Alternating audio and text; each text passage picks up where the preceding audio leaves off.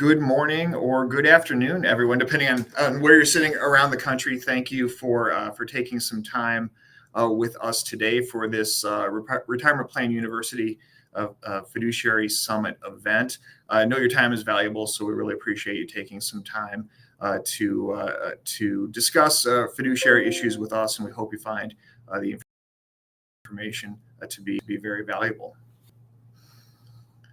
And maybe taking a look a little bit about me. I'm Mason Howard. I'm a senior vice president with NFP. I've been doing this for quite some time, about 18 years with NFP, and about 25 years overall.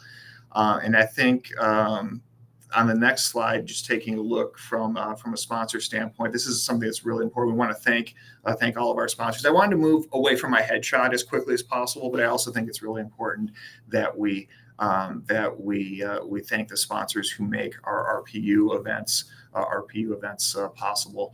So thank you to all these firms that contributed to making this year a successful one for the RPU platform.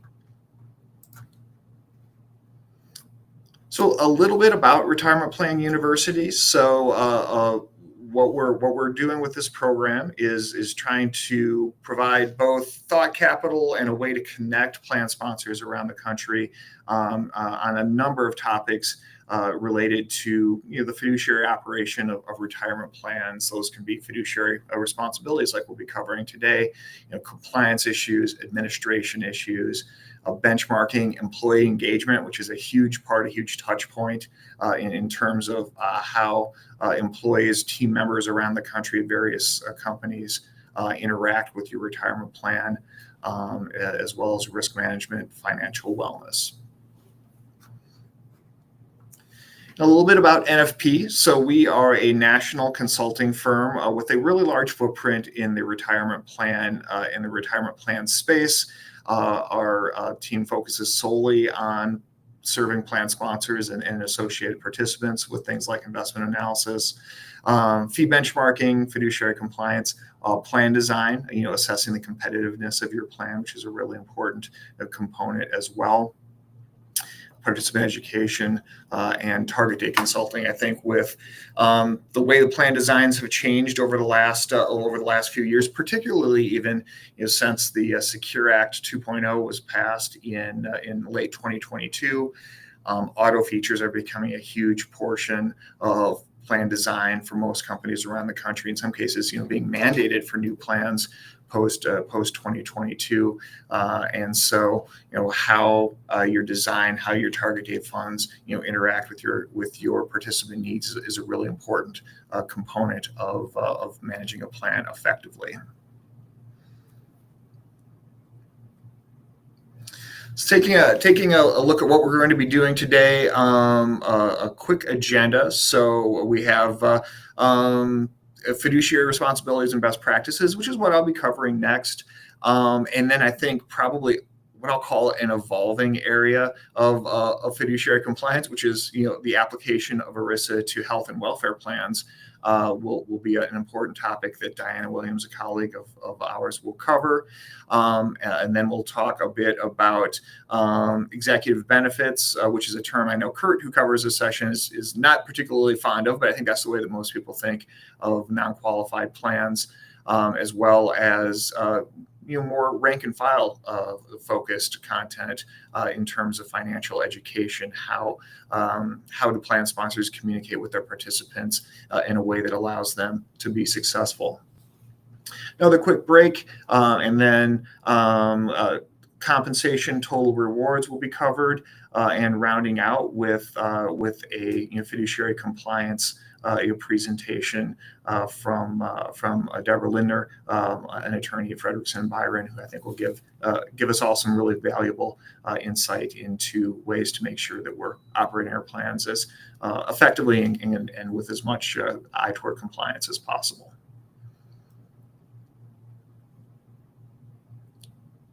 So I think we can get into it with the fun stuff here. So fiduciary compliance. I think our next slide is going to show a picture of a car. It's an old car.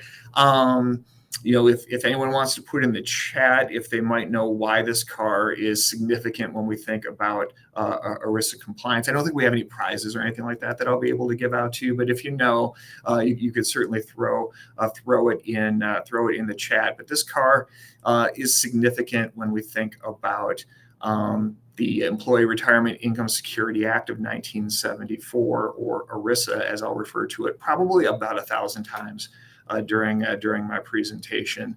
But the next slide will show us why this car is significant. That car was a Studebaker, and Studebaker might be the company that is most associated with ERISA, and you can see why on the left hand side of your screen here. So Studebaker made cars, primarily coupes, so two-door cars, that started to become less and less popular as we moved through the 1950s into the 1960s, and so the business started to suffer. But what Studebaker did have was a very large pension plan for their employees. And one of the ways that Studebaker, addressed the and Karina, I'm not sure if we can activate the captions there, but one of the ways that Studebaker addressed their financial needs due to the business struggling was by taking out loans from the pension plan. And that was really the genesis of what we would today refer to as a prohibited transaction. The prohibited transaction rules within ERISA, loaning money from the pension plan to the company. Now, it's important to kind of remember this was done not with ill intent. I think even maybe early in my career, I used to kind of refer to this as companies were raiding their pension plans. That wasn't really what Studebaker was trying to do here. They had every intention to pay the loan back once the business environment improved for them. The challenge is the business environment didn't improve, and the company eventually did go out of business. So obviously those loans that were made by the pension plan to the company weren't repaid, and it had a materially negative impact on the pension plan overall. You can see at the bottom of the slide there, about a third of participants, or a little bit less than that, received their full benefit because they were already retired. A little bit less than half received a much reduced benefit of 15%.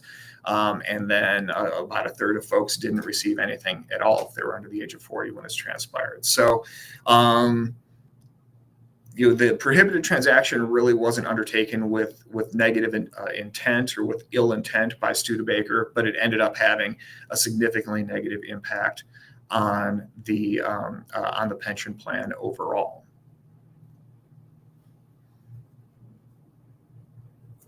And so that gave rise to this. This all happened, I should say, in about 1963, plus or minus. So it took about a decade for Congress to pass the Employee Retirement Income and Security Act of 1974, or ERISA, as it has become commonly referred to. And what ERISA was designed to do was provide some safeguards to prevent the type of things that happened with the Studebaker pension plan from happening to employers on a go forward. I mentioned one of the big ones already, which is prohibited transaction rules. Conducting a transaction that benefits a plan sponsor using plan assets is something that is prohibited under ERISA in this day and age, as well as disclosure requirements. That was another challenge with the Studebaker case, is a lot of employees didn't really have a handle or any knowledge of how much the company was struggling, how much the pension plan eventually was struggling.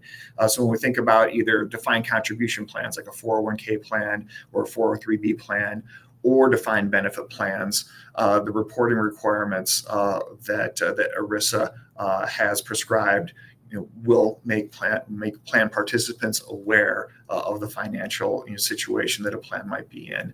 When we're talking about defined benefit plans, we're talking about things like funded status and so forth. Is the plan struggling? Does it have enough assets to cover its liabilities? When we're talking about defined contribution plans, we're thinking more about things like fee disclosures, investment liquidity, investment transaction information, giving participants what they need to be able to make an informed decision around the investments that they might be directing in their plans. So it took about a decade to get from Studebaker. Studebaker was not the only company. There certainly were others but probably is the poster child, if you will. It took about a decade to get ERISA passed, and now 51 years later, we are still using this as really one of the cornerstone pieces of our fiduciary compliance as we're thinking about retirement plans.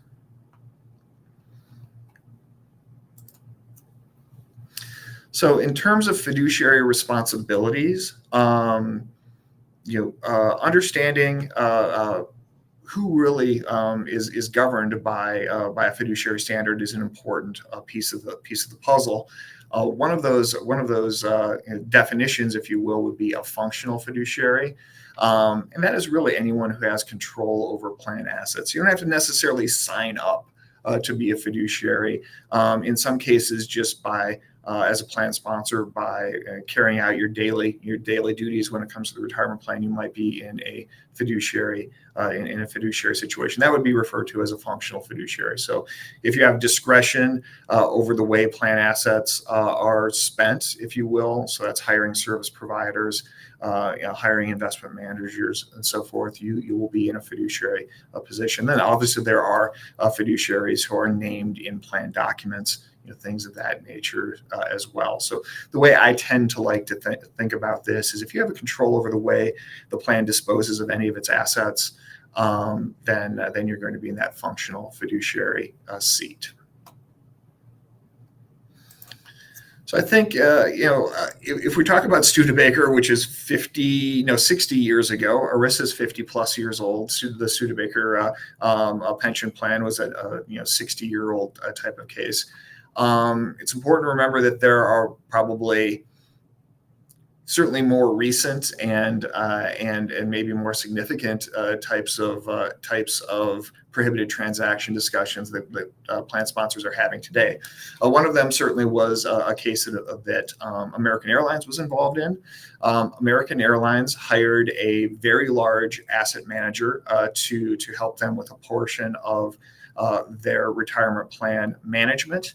And both American Airlines and this asset manager have ESG commitments. So this is environmental, social, and governance commitments.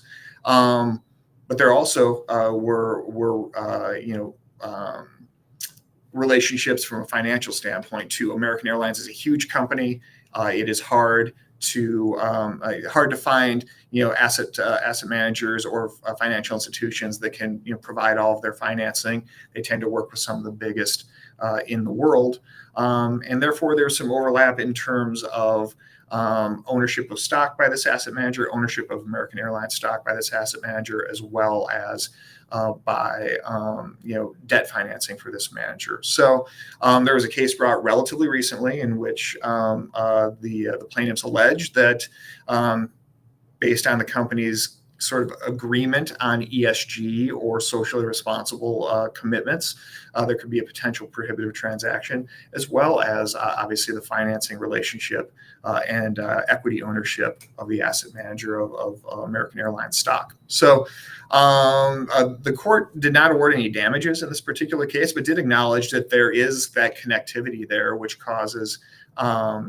the potential for a prohibited transaction to take place. So I think something like Studebaker seems very sort of cut and dried in this day and age, but it gets a lot more complicated in 2025, probably for a lot of plan sponsors as we're thinking about things like prohibited transactions and fiduciary responsibility. So that probably takes us into what can plan sponsors do in terms of mitigating a fiduciary risk. There are a lot of steps that we work with our clients on that we would recommend the plan sponsors around the country consider as well in terms of the best ways to mitigate your risk as a fiduciary or as a plan sponsor. And the first one seems super rudimentary, very sort of basic, but checklist. And I think broadly, documentation is the single most important thing that you can do as a plan sponsor as you're thinking about fiduciary responsibility.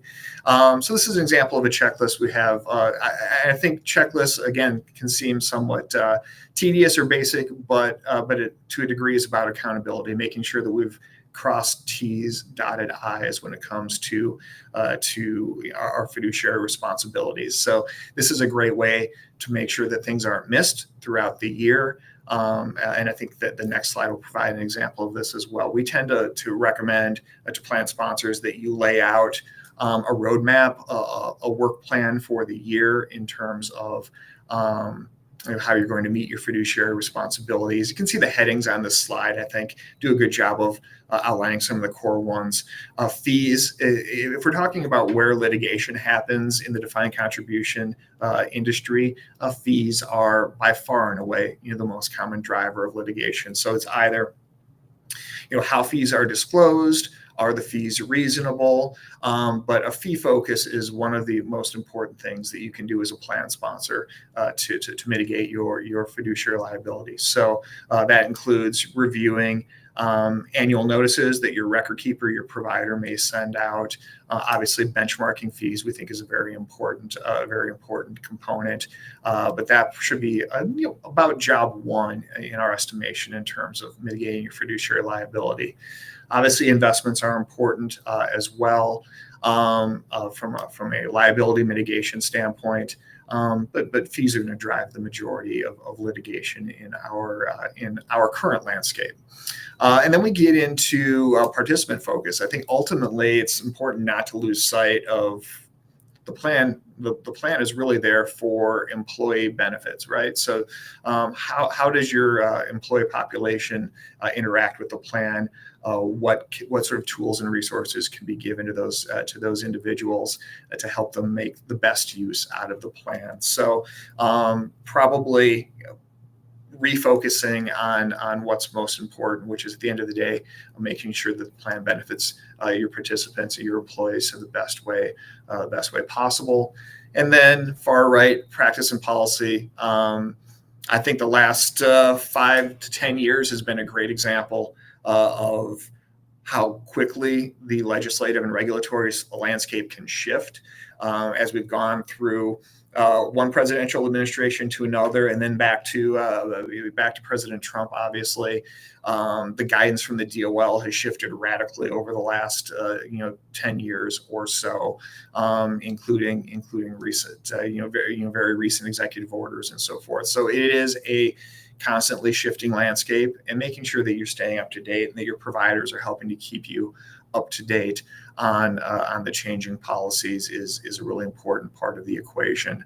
As well. What we'll typically do with clients is slide out a portion of one meeting per year to make sure that we're covering anything from a legislative or regulatory standpoint. And then what we'll find is throughout the year we're going to get surprises here or there that we want to make sure that we cover as well. So fees and policy probably from a fiduciary standpoint are the most important things. And the middle two circles, if you will, are more about making sure that the plan works to the best it possibly can for your participants.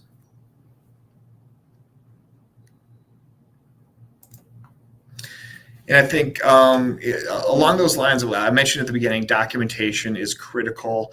This slide has an example of a fee benchmarking report, which is sort of the top left portion of the page. This is something that we're seeing auditors in some cases asking for on an annual basis. So if your plan is subject to an audit, meaning that you've had more than 100 or 120 participants with a balance in your plan, we're seeing auditors ask for fee benchmarking, in some cases on an annual basis. Even if your plan auditor is not asking for it, we think it's something that's important to have in your fiduciary file in case of a potential lawsuit or a DOL audit, IRS audit, et cetera. Ultimately, it's important because we want to make sure that your employees are getting the best deal that they can. But secondarily, it's one of the most important pieces of documentation that we would see from a fiduciary standpoint as well. And speaking of documentation, I think the next slide lays it out to a degree as well. This is, in some cases, old news. ERISA has required documentation since it was passed in 1974.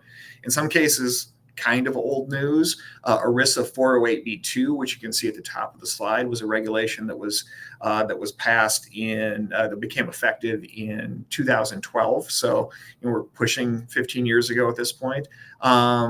But really requiring that fiduciaries, plan sponsors receive all the cost information about your plan. If you're not receiving the information, it's tough for you to assess whether or not your fees are reasonable, and that's what the second portion of the slide would indicate as well. So it seems kind of crazy to say, but all the information, sort of how the sausage is made, wasn't really even provided by all providers until the last decade or so. Interpreting those fee disclosures, using a service provider like an advisor or an ERISA attorney, if you're having trouble interpreting those fee disclosures, is another important part of mitigating your fiduciary risk overall. And speaking of, just sort of summarizing some of the things that we've covered thus far. Again, documentation is key. You can have a really strong process and do a really good job of identifying any fiduciary concerns you might have and addressing them, making sure that your plan is running optimally. If you don't document that, it's not going to do you a ton of good in the case of any sort of investigation, lawsuit, et cetera. So documentation, again, is key. I mentioned engaging experts. That's a little bit self-serving for a consultant like NFP, but this would also apply to auditors, accountants, ERISA attorneys as well. ERISA does require that you operate the plan in a way that a prudent expert would deem appropriate. So if you don't have the expertise in-house, seeking out those service providers when necessary, we think is a very important piece of the puzzle. And then I think the very bottom portion of the slide, just having a plan, in this case a multi-year plan, to keep yourselves as plan sponsors and your service providers accountable for the efficient operation of the plan, we think is really important as well.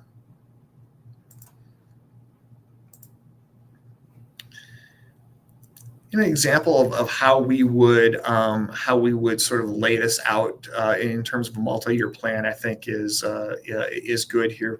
Investments typically should be reviewed on a minimum an annual basis. Certainly more frequent than that for larger plans as well. Taking a look at investment expenses, what we would typically refer to as fee structure. That would be maybe more of a every couple of years, type of thing. Requesting live bids, generally every 3 to 5 years. That's dependent on a couple of things. One would be how large the plan is. The larger the plan, typically, the more frequent we would recommend getting bids. And then secondarily would be changes in the organization.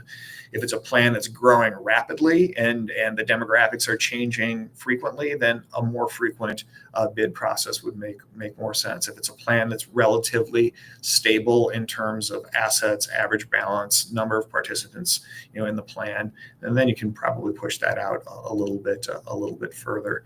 And again, that do it for me option, which is usually a target date fund, that's what TDF on this slide would refer to. The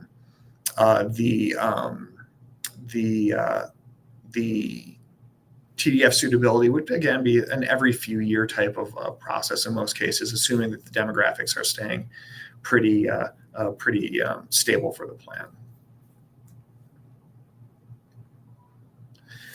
And I think the top part of this slide really kind of lays out what we've talked about for the most part in terms of a process on the plan fiduciary side of things from a retirement plan standpoint. And I think the bottom portion of the slide is kind of what's changing and what my colleague Diana is going to talk about here momentarily, which is a lot of what we've done on the retirement plan side is going to start to apply to the world of healthcare, where maybe it hasn't in the past. Within the 401k world, we could probably stretch this slide on the left-hand side all the way back to ERISA in 1972. Certainly to the really beginning of the 401k world, which is in the very early 1980s, through, I mentioned, 408b2, which is 2012, through the litigation landscape, which has gotten very aggressive here over the last decade, I will call it, really post 408b2. Probably not a coincidence that once some of the disclosure requirements started to have some track record, we started to see the litigation pick up, and then ultimately to what we hope that all plan sponsors will have, and certainly we would hope our clients would have, which would be, a solid fiduciary process, really across the board.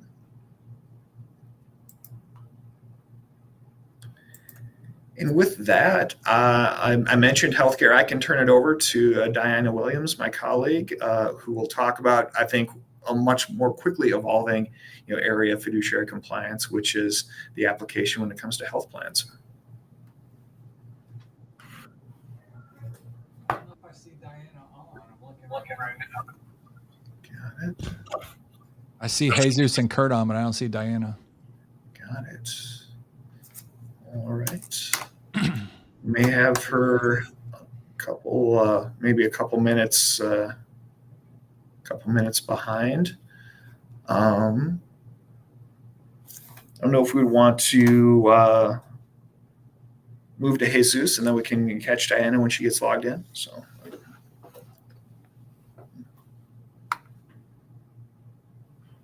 Oh, let's see. I think she's having a little bit of difficulty logging on. She just texted me, so I think she's going to be on here momentarily.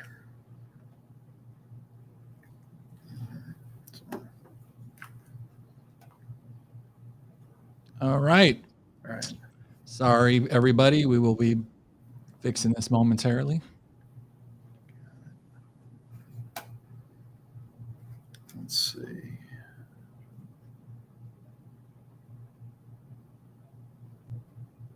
Let's see here.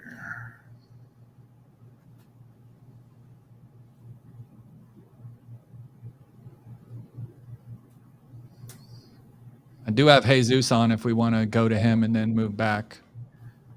Got it. Jesus, you there?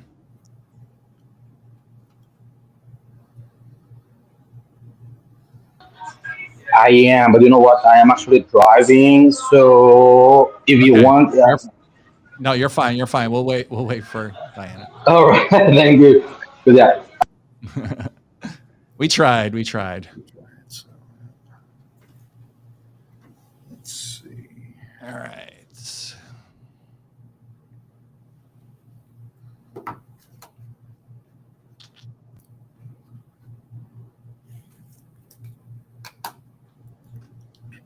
Kurt's on too. We could always go to Kurt. All right. If he's not also driving. So, yeah. If we want to do that, maybe we pop to Kurt, and then Diana will be on here momentarily. So, Kurt, are you also driving? I'm not. all right. Can you see me and hear me okay? Yeah. Yes. Hi, everyone. We'll just go to, if it's okay with you, we'll go with you now until Diana's. It's okay with me. Let's just move on to the next slide. Nobody wants to see all that. Thank you, sir. All right. Well, you're welcome. So thanks for having me. Hello, everyone, wherever you are and whatever weather you're experiencing. My guess is probably it's hot and humid. But so my name's Kurt Snyder, SVP of NFP's Executive Benefits Division. And thank you for joining us today. We're just gonna talk for a couple of minutes and have a conversation. Hopefully, it's empowering to you as you look at your organizations and think about your organizations. I encourage you to sort of zoom back a little bit, because when we hear oftentimes the word executive benefits, we sort of think that implies programs for a very select few, meaning sort of, is it just for the traditional C-suite or the owners, et cetera? And I want to reinforce that the conversation we're going to have over the next 20 minutes or so cascades much deeper into your organizations, beyond just that traditional C-suite. So I encourage you to be mindful of that. This topic is very timely, and it's also deeply strategic. I mean, we're in an environment where, if you consider the labor market, the competition for top talent continues to be very fierce.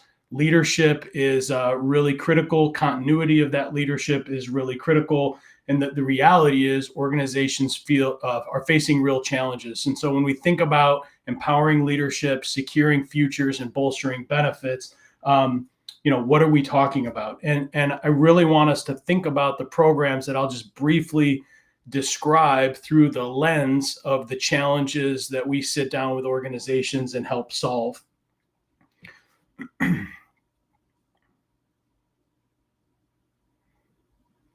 So we'll just lean into three primarily in these next couple of minutes. And so the real challenges that organizations face aren't just HR challenges. They're really strategic risks. And so whether we're talking about things like the cost of delayed retirement, whether we're talking about things like the cost of replacing key employees and turnover risk and how expensive that is for organizations, whether we're talking about looking very closely and intentionally at the group benefit programs that you all have at your organizations and identifying where there is a strong likelihood there are shortfalls in some of those programs for your higher compensated executives and employees. These are very common conversations. And if you haven't engaged in one or all of these, hopefully a takeaway today is just spend a couple of minutes thinking about that, and then obviously having some comfort that we here at NFP very capable to walk alongside you and help give you information and education to make informed decisions. So let's spend just a minute talking about the cost of delayed retirement. There's a lot of noise and a lot of numbers on the screen in front of you if you're able to see what's going on screen. But the simple message to this is in the context of delayed retirement, and we've colored it to sort of just lean into that visually, which is there's target savings rates on the left-hand side of this grid, and across the top there are various income levels. As you would probably assume, green is good. Yellow is sort of cautionary and red is bad in this slide. And so green is indicating at various, if you have an employee at different compensation levels and they're trying to achieve targeted savings rates. Now we've bolded 15%. I think the primary reason for that is we don't have to read very much on sort of how we should think about saving to maintain our quality of life and our standard of living in the future, specifically around the retirement years. You will read 15% is normally a good target savings rate. And so what this is telling us is that the simple message is that across income levels, achieving even a 15% target savings rate is doable in the qualified retirement plan. Now, we really, encourage utilization of that. It's a great and very common employer-sponsored program, and it comes with really good tax efficiency, right? So if I'm using the retirement plan, I can appreciate pre-tax deferrals and tax-deferred growth. So a wonderful tool. The challenge is, and this is for your sort of top talent, higher compensated employees and executives, is that they can't do that. They can't achieve even a 15% target savings rate in the qualified plan alone. And that is simply due to the IRS regulations that have been imposed. And so if someone is in a higher compensation category, so once you're around $175,000, you have an employee in that category and above, hitting targeted savings rates in a qualified plan alone is going to be not only challenging, but impossible. And so what is a common employer-sponsored program to very succinctly address this problem? I'll outline that here in a moment. And again, just to reinforce a couple of things, not only is not having the opportunity for one of your higher compensated employees to be able to save enough, that's obviously a challenge for them, but it also creates a costly scenario for organizations, right? So the information visually on the right-hand side of the screen is just telling us that it is costly we are seeing a lot of delayed retirements across organizations, across sectors, and across income levels. That is an expensive endeavor, right? And so if you have top talent and they've maybe been there for a long time, maybe they haven't, but they're trying to plan for a successful retirement, if they're unable to retire successfully, that is going to increase organizations' costs. And so Ernst & Young recently came out and they've suggested that they've quantified sort of the cost. We're suggesting through studies and our own research that it can approach 10% on for every 3 years. There's a higher compensated employee or executive that stays at the organization. It's going to increase your workforce labor costs by up to 10%. Ernst & Y put a dollar number on that and said it per employee per year of delayed retirement, it's to the tune of $25,000 to $30,000 per employee. And so the challenges of a delayed retirement not only apply to those employees that are impacted, but also the organizations that they're a part of. And so in addition to broad retirement programs like 401ks and 403bs, are there other programs that exist to really address this problem? And the answer is yes, there is. And I'm just going to outline one of them.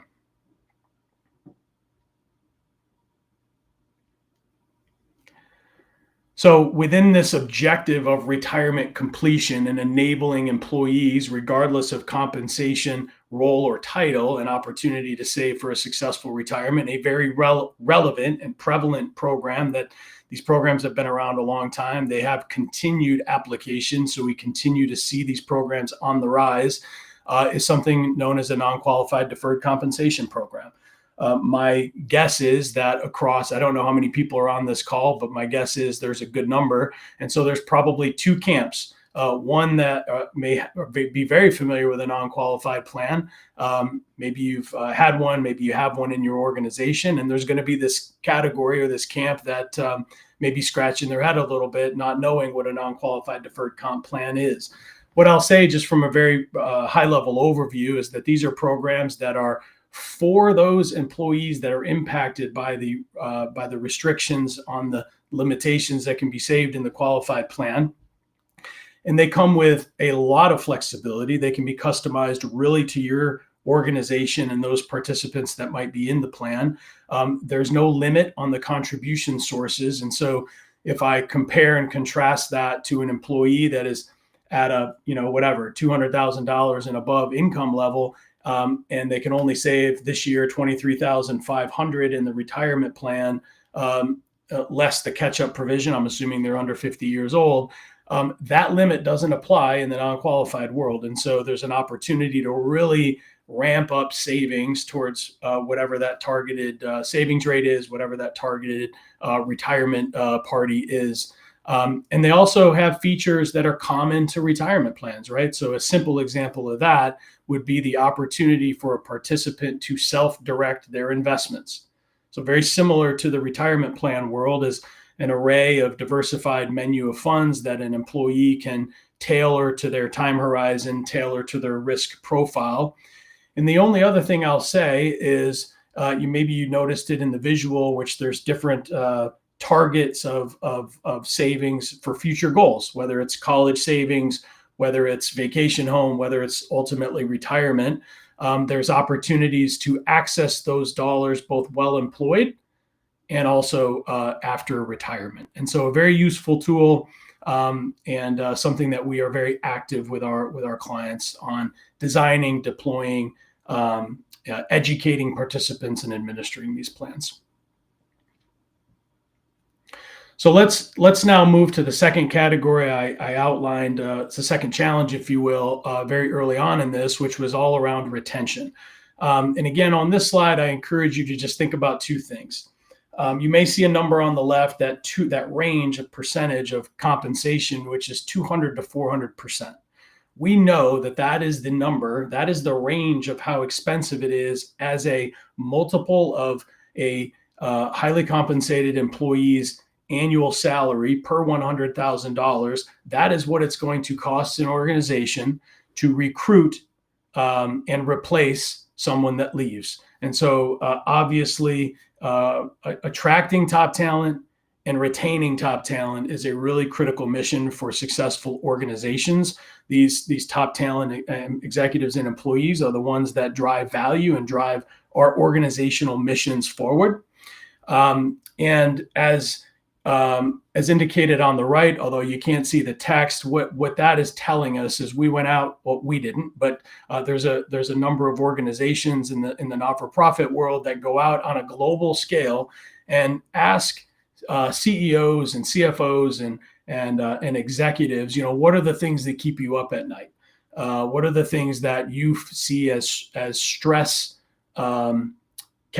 topics as you think about your organizations? And what we've color coded, because it's again within this context, which is attracting and retaining top talent.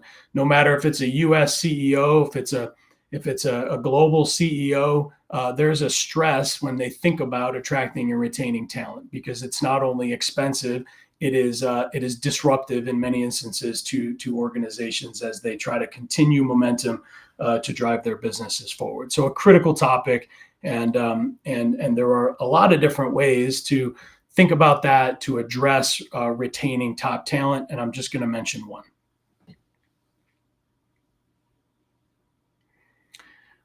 When we think about compensation philosophically, and I know one of my friends and colleagues will be talking about this in more detail here in a little while, but when we think about compensation, what is oftentimes a component of compensation beyond base salary, beyond short-term bonuses, especially in sort of this top talent, highly compensated employee category, is a long-term sort of incentive type of compensation. That is not a new strategy, but we're seeing a lot of ways to sort of enhance and optimize those types of long-term incentive programs. And what this is representing here on screen is, again, utilizing tools in the toolbox that may be a non-qualified deferred comp plan. Whereas when I was speaking to non-qualified plans a few minutes ago, I was focusing on an employee's opportunity to defer their own compensation into the plan. Now we're talking about a strategic non-qualified plan that is through employer discretionary contributions with vesting schedules. Oftentimes with vesting schedules that may be associated with achieving a time-based vesting goal, and in many instances also achieving very specific measurement of goals for that specific employee, that upon the achievement of those goals may receive awards into a program like this. And the thing I'll say from a high level perspective is these are this is a contemporary strategic way to think about retention. The reason I say that is because, again, there's a lot of flexibility for the participant to access those dollars upon satisfaction of vesting, to save those dollars in the program, and again continue to appreciate tax deferred growth and pre-tax awards, and so very tax efficient. And again, from a goal setting perspective, that can oftentimes with vesting schedules put that proverbial glue in the seat of that key person to really help tie them to the organization over the long term. And also with features and technology like access to a customized personal portal for that participant, that will drive the awareness and education of the plan, because we know that participants will value what they understand. And so their opportunity to access a portal that contains all the information around the plan gives them the opportunity to self-direct the investments of those awards, can be a very strategic tool to drive successful retention. So now in the closing minutes that we have, we've talked about sort of retirement completion. We've talked about recruiting and retaining top talent. In the last couple of minutes in this final section, it is a very important one. It is this idea that, and I asked the question early on, is if you haven't taken a close intentional look at your group benefit programs, specifically things like the group long-term disability plan, things like the group life insurance plan, what may be occurring unintentionally is your higher compensated employees may very well not be able to achieve the same level of benefit as those that aren't in the higher compensated category. So what do I mean? So if you can see the screen, what I mean is if you look at things like the group long-term disability plan, it is very common that the goal of that plan is to replace 60% of someone's pre-disability income while they're out on long-term disability. But the challenge is all those programs are limited by a monthly cap on the benefit that will be paid. And so in my example here, we have the group long-term disability plan covering 60% of compensation, regardless of employee, but it's capped at $10,000 a month. Well, if we do some simple back of the napkin math, that would tell us that any employee, if I was having this conversation with a specific organization, that would tell me that any employee in their organization that had compensation levels north of $200,000 a year cannot achieve 60% replacement of income in a long-term disability. That is oftentimes, for lack of a more technical term, a blind spot for organizations that we like to shine a light on. Because in almost every instance, when I ask an organization, culturally, do you want an environment where all employees in your organization, regardless of compensation, role, or title, has an equal opportunity to utilize the benefit programs provided? And in almost all situations, heads nod, and the answer is yes. And so when we identify these shortfalls, again, unintentional shortfalls, we can solve that problem. And similarly with the group life insurance plan, oftentimes those are a multiple of salary or a stated flat benefit amount, but they will be capped, right? And so again, from a benefit equity perspective, in a lot of these instances, we're not just adding an additional benefit for the higher compensated folks just to add the benefit. What we are doing is trying to equalize the benefit for all, regardless of role, compensation, or title. It is an important exercise. Look, the reality is every 7 seconds here in the US, there is a long-term disability claim filed. And so what that tells me is if I'm talking for 30 minutes, that's just north of 250 long-term disability claims. And so they do happen. They're never expected or planned for. And so these benefit equalization conversations are really, really, really important to have.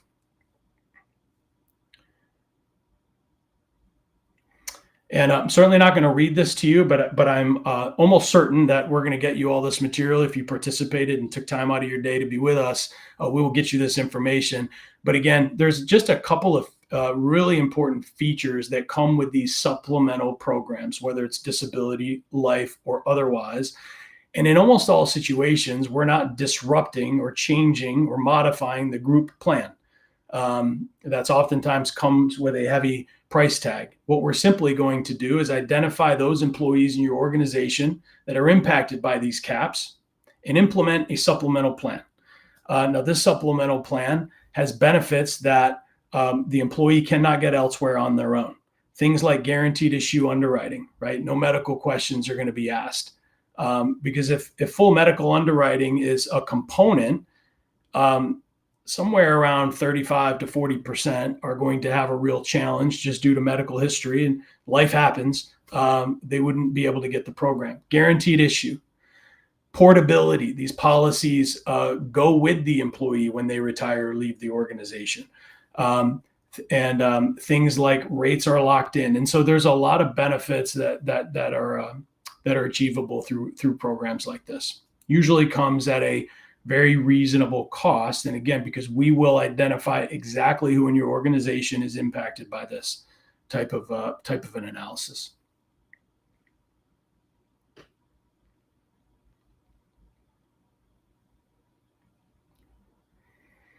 And similarly with supplemental executive life programs, again, to achieve a benefit level and a risk management level more in line with someone's role in compensation, these programs will also come with features like guaranteed issue underwriting, the opportunity for them to be portable, so the employee gets to take that policy when they retire or leave. and things like very seamless implementation to be able to get these programs up and running quickly to sort of address and solve this challenge and identify this risk.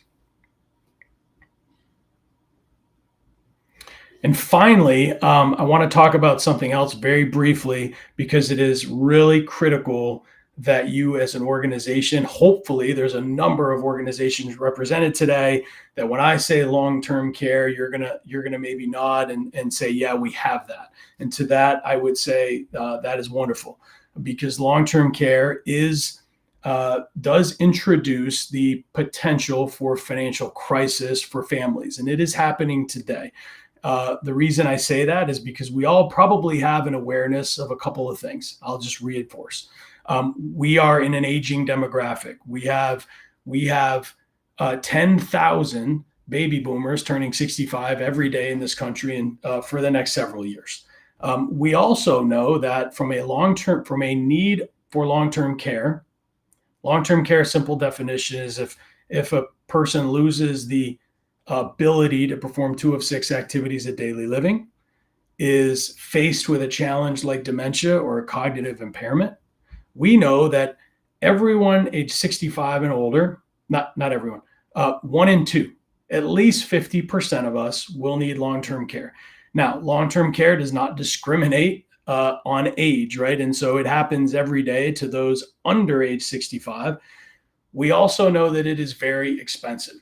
Many of us are dealing with that reality because we have family members, we have friends who are facing that.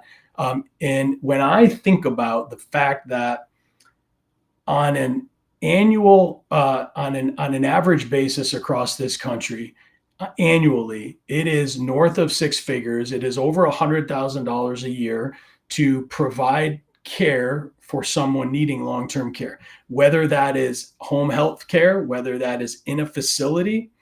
It is very expensive. We do not anticipate those costs to go down. Long-term care is really challenging to get on our own. Meaning if I go down the street and I go through the medical underwriting process and I try to secure a long-term care policy, it is going to be a challenge, and it is also going to be expensive.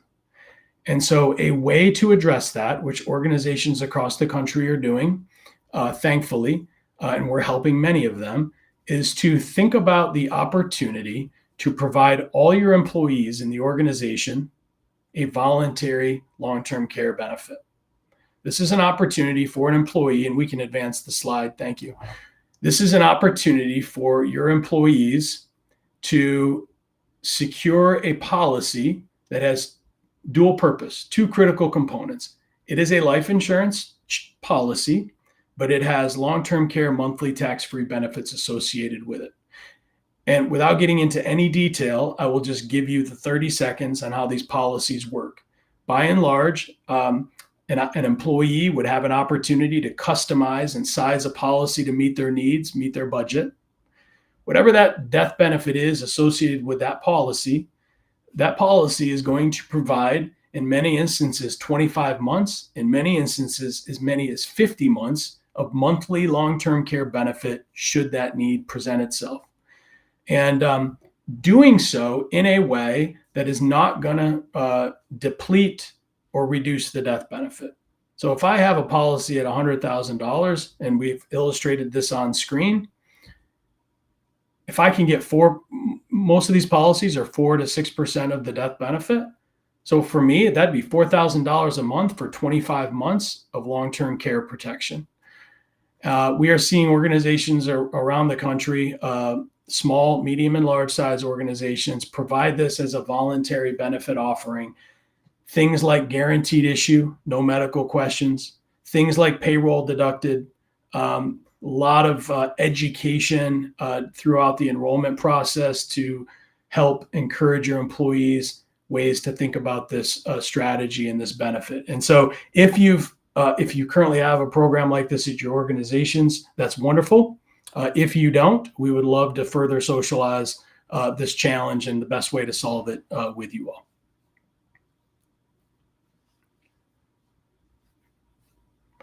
I will close with just a few very, very brief stories. And I don't tell these stories to shine a light on my own situation or circumstance. I just know that the reality is, my guess is there's a number of people on this call. The reality is we are all facing challenges that no one knows about. And as you think about your employees in your organizations, the reality is many of them are fighting battles no one knows about. And so what I want to do is just encourage you. My guess is there's a number of HR representatives on the call today, maybe some senior leadership teams. I want to take just a minute and just reinforce and encourage you that what you do matters. What you do matters. When you provide benefits, whether to help enable employees to retire, whether you provide these risk management products to really help employees protect themselves and their families and their financial futures, what you do matters, because none of us thinks it's going to be us. I didn't think it was going to be my dad. The picture of the silos are popping up. It was my first sort of real life experience with disability when my dad, who was a farmer, fell down a silo. And he was a business owner. He was CEO, he was COO, he was CFO. He fell down a silo and was hurt really, really bad. And as a family farm, that really impacted us. And we almost lost our business. And so it was my first, I was a teenager at the time, and it was my first experience with disability. And there was no disability protection in place. And so for me, I never forgot that. And a lot of times we sometimes don't think about these things until they apply to our lives. So that is on long-term disability. Now the story doesn't end there.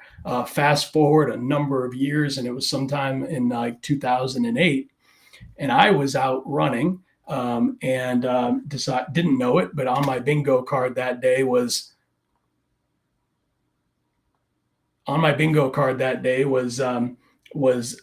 getting hit by a car.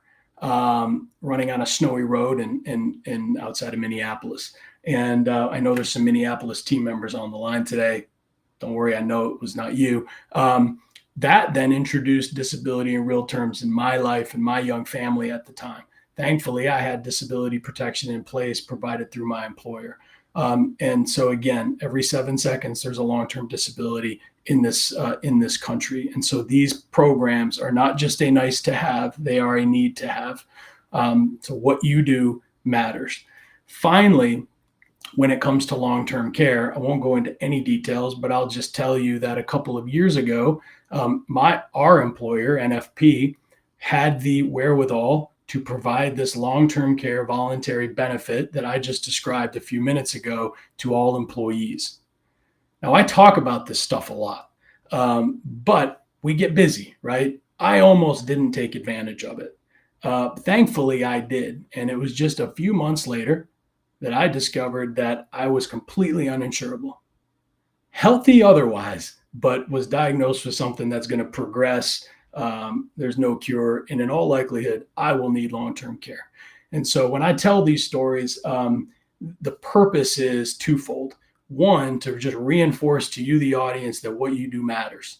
And number two, to drive some emotion, because emotion typically prompts thoughtful awareness and change. And so with that, you can advance to the next slide. That's a picture of my service dog, by the way. And I'll just to recap. And so whether we think about delayed retirement, there are retirement completion strategies out there. We'd be happy to fill you in more detail. I was pretty brief today intentionally. If you're challenged with thinking about things like recruiting and retaining top talent, it's a really important conversation. We're happy to kind of provide you more details and engage in that conversation just to drive awareness. And when we talk about these risk management products, and when we talk about benefit equalization, right, benefit equity for all employees, looking at the group benefit programs and really identifying if there are shortfalls and who's impacted by those shortfalls, and how can we address those shortfalls in a cost-conscious, successful way. These are really, really important conversations. So I appreciate your time, and I hope you enjoy the rest of this virtual conference.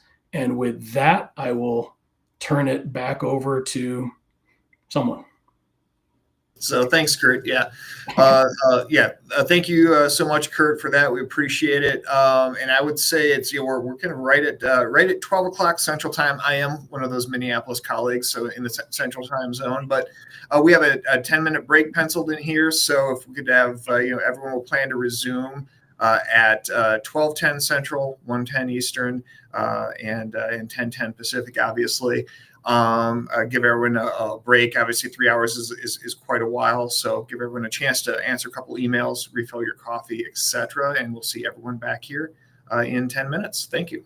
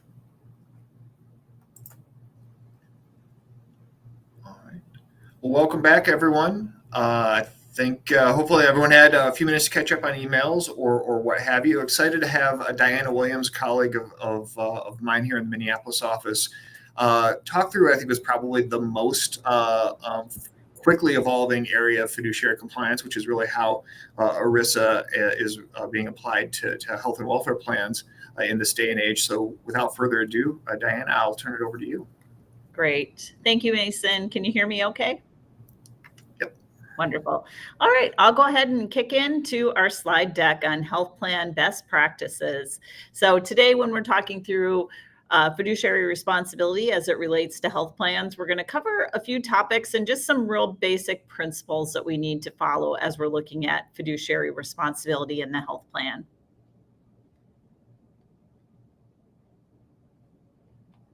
So when we look at fiduciary governance, big things that have helped us really kind of expand employee access to care, really promote consumerism was the Consolidated Appropriations Act. So with this act, now we have access to network pricing and service data information. So transparency laws, when they first came out, probably 3-4 years ago, it was very messy because they were machine readable files. We were posting it on the company website. There was a lot of information that was very confusing out there. So fast forward to today, we have a lot of tools and data analytics that have been able to sift through this data and provide meaningful information that can be of help to our employees. So these transparency laws will guide a lot of what we're doing now going forward.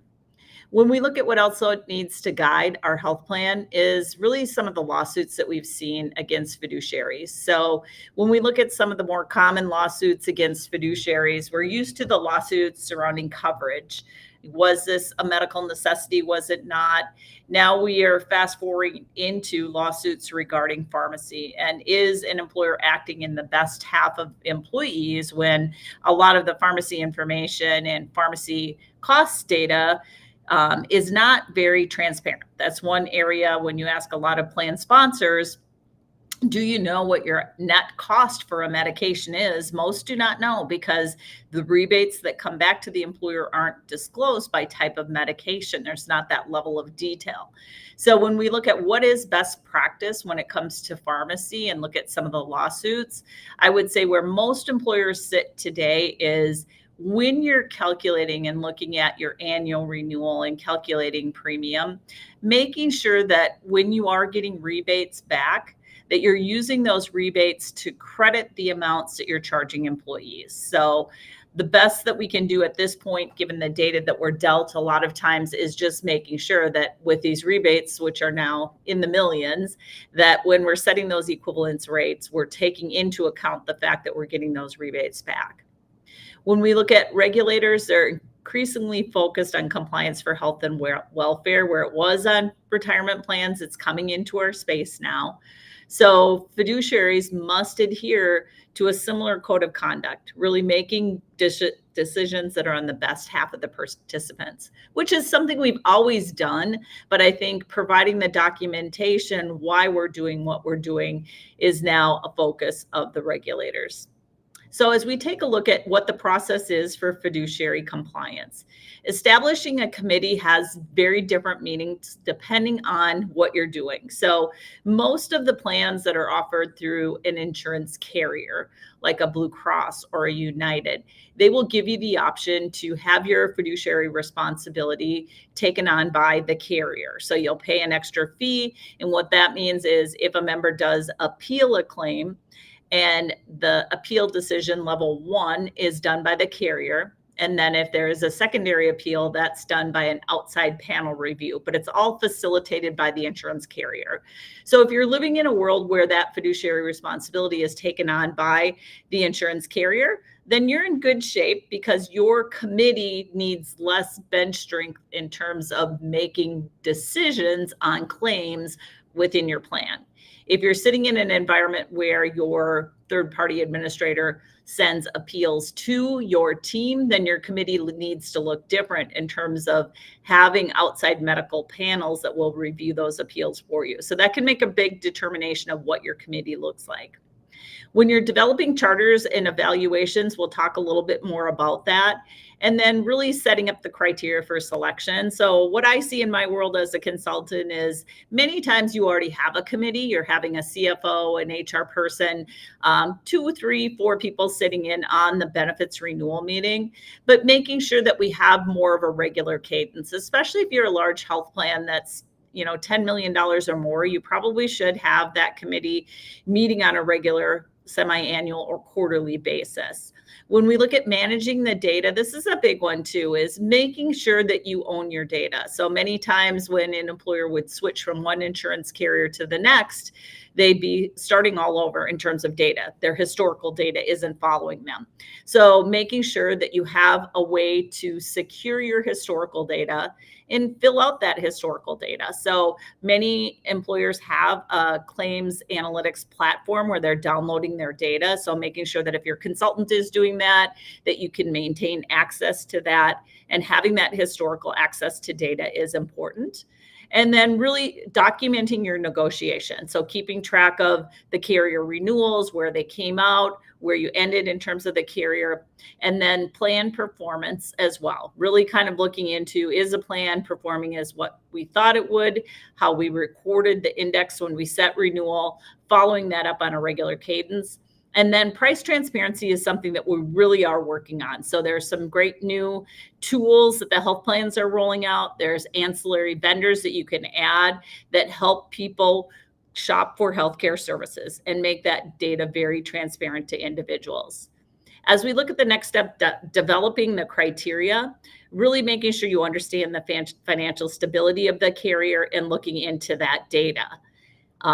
If you could just go back for one more minute, I'm sorry. As we look at that, you'll see the big thing here is the key performance indicators. So when we look at the key performance indicators, setting up those performance indicators that are measurable. So when you look at your health plan and you look at what are the cost drivers, you have the responsibility to say, hey, if there's things that are driving the cost of your plan and you're setting those as your key performance indicators to make a measurable difference, making sure that you're tracking that and that you have things on a watch list. So if you know your chronic condition management hasn't been where it needs to be, you're having gaps in care, making sure that you're putting that on a watch list and that you're documenting what you're doing on behalf of that. And then really engaging experts, making sure that your broker is bringing things forward, or your consultant, or you have someone on your team that is bringing new products forward to your team.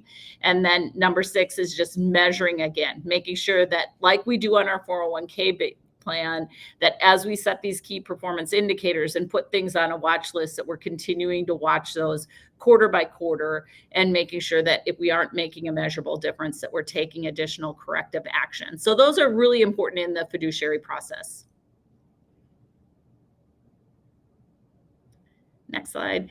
And then if we talk about the committee duties and responsibilities, so it's important that your committee members understand the plan. So, and each person's level of understanding may be different. So it's important that if you have your CFO or your controller sitting in the meeting, that they understand the claims reporting that's coming through. So taking time to maybe do a separate meeting with them, making sure that they're up to date, they understand the types of reportings that are coming in, and they also understand responsibilities under ERISA. So that may be another person on the team, a benefits manager that's responsible for the government filings like 5500s and PCORI fees, things like that.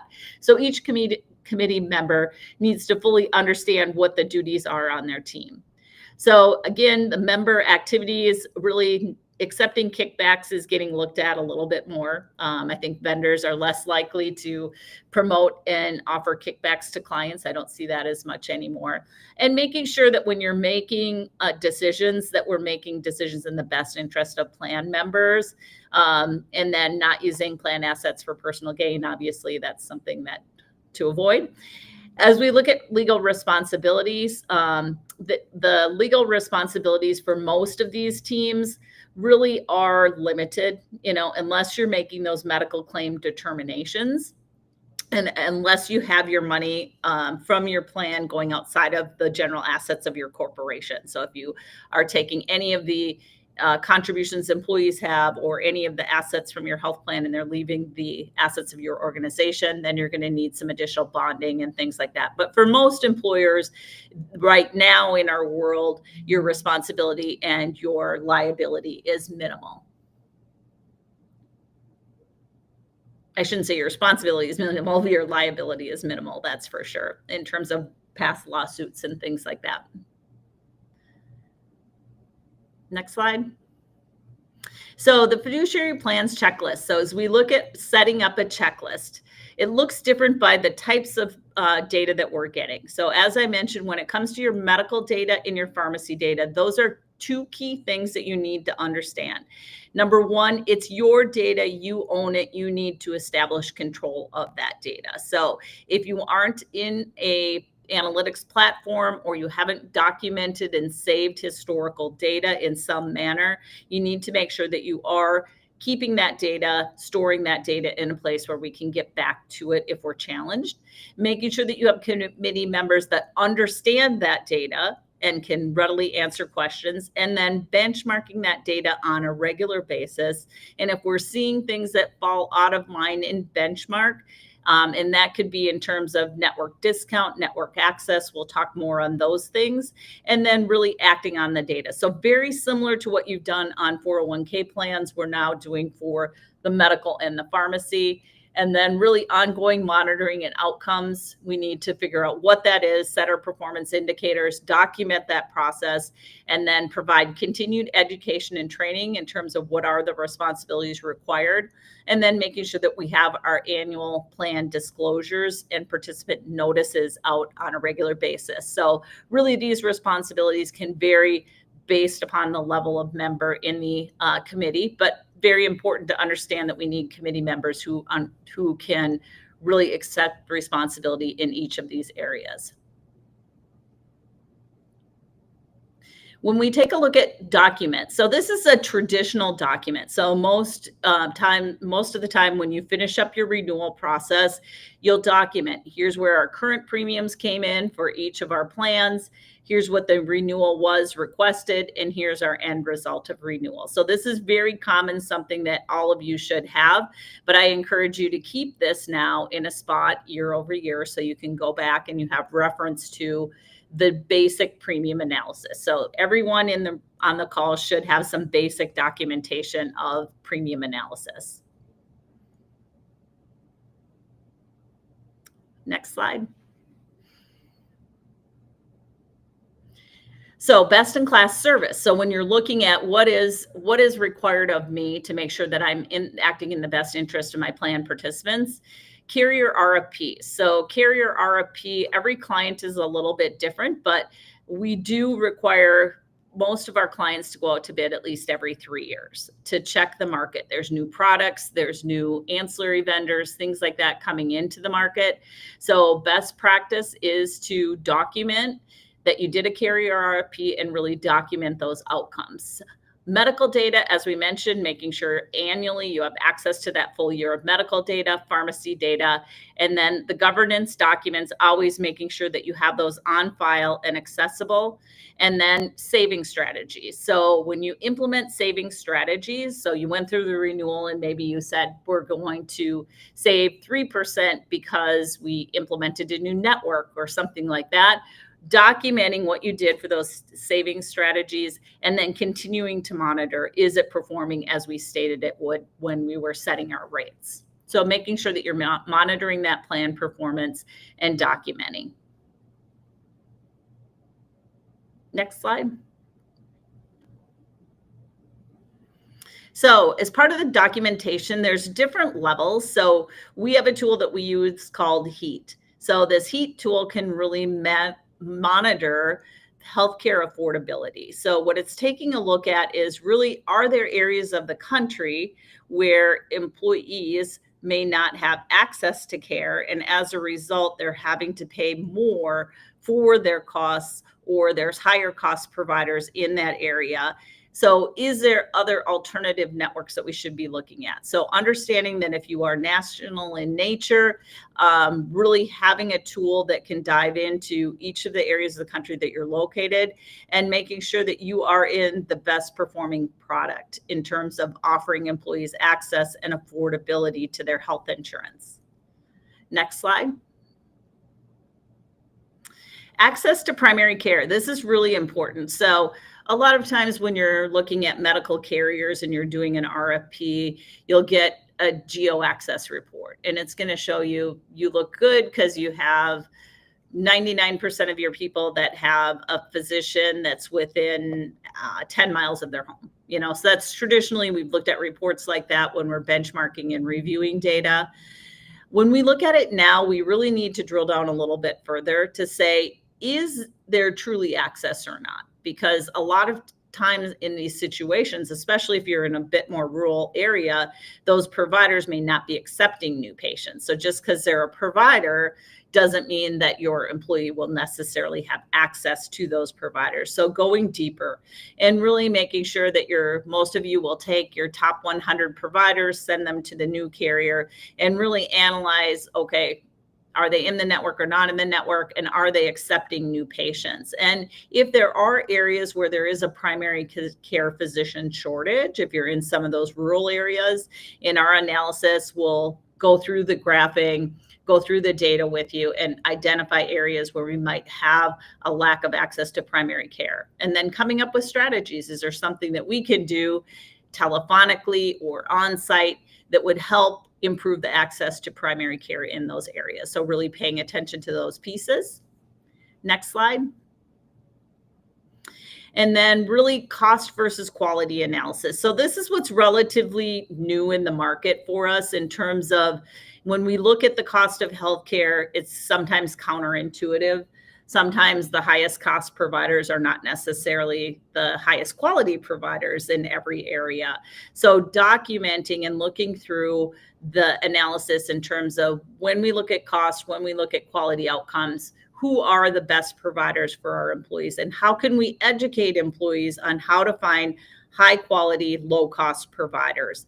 And with some of the new tools in the market, when you look at Coop with Blue Cross Blue Shield, or Surest with United Healthcare. And there's many other tools out there now that will guide employees and help them make decisions and offer them different cost strategies, out-of-pocket strategies based on the types of providers that they're seeing. So really getting to a point where that data is becoming transparent for employees, and employees are able to shop for healthcare. And that's something that you need to rely on your health plan carrier or TPA to provide you access to tools and resources that will allow members this type of access and analysis.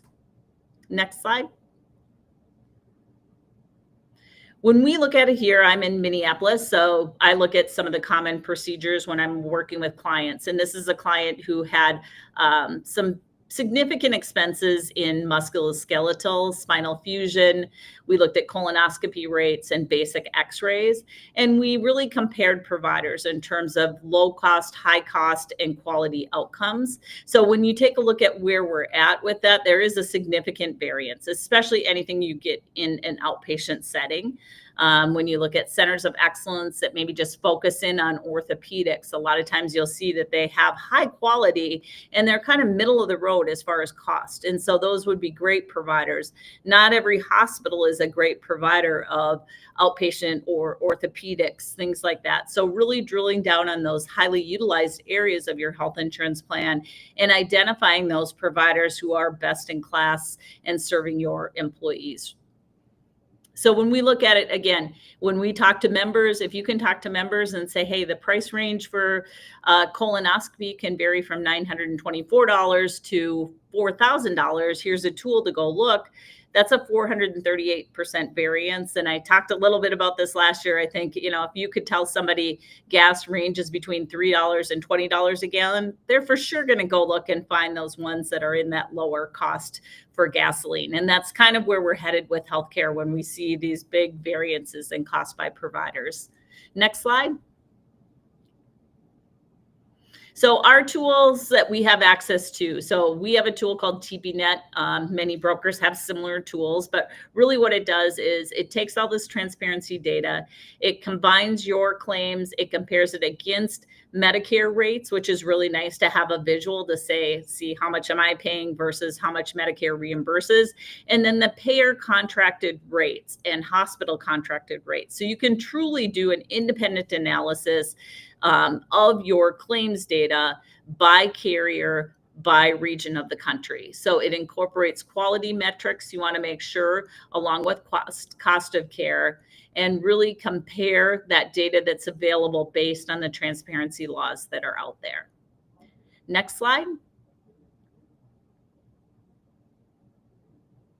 And then on cost and quality outcomes. So this was just a simple slide that we did for a client that was comparing Blue Cross Blue Shield of Minnesota against United Healthcare. And so when I run this analysis, it can flip by the types of services my clients are using. So in this case, when I looked at the types of services that this client used, Blue Cross Blue Shield was more expensive than United Healthcare.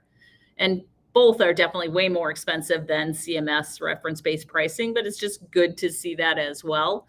But when I ran the next client, then that client, because of the services they were utilizing, Blue Cross Blue Shield showed up as a low quality provider. So really is going to vary. This is strictly claims that were processed in the Minneapolis-St. Paul area. If we expand that regionally, we're going to see a different look to it. So really drilling down on the types of services in the areas where your employees are highly utilizing medical care.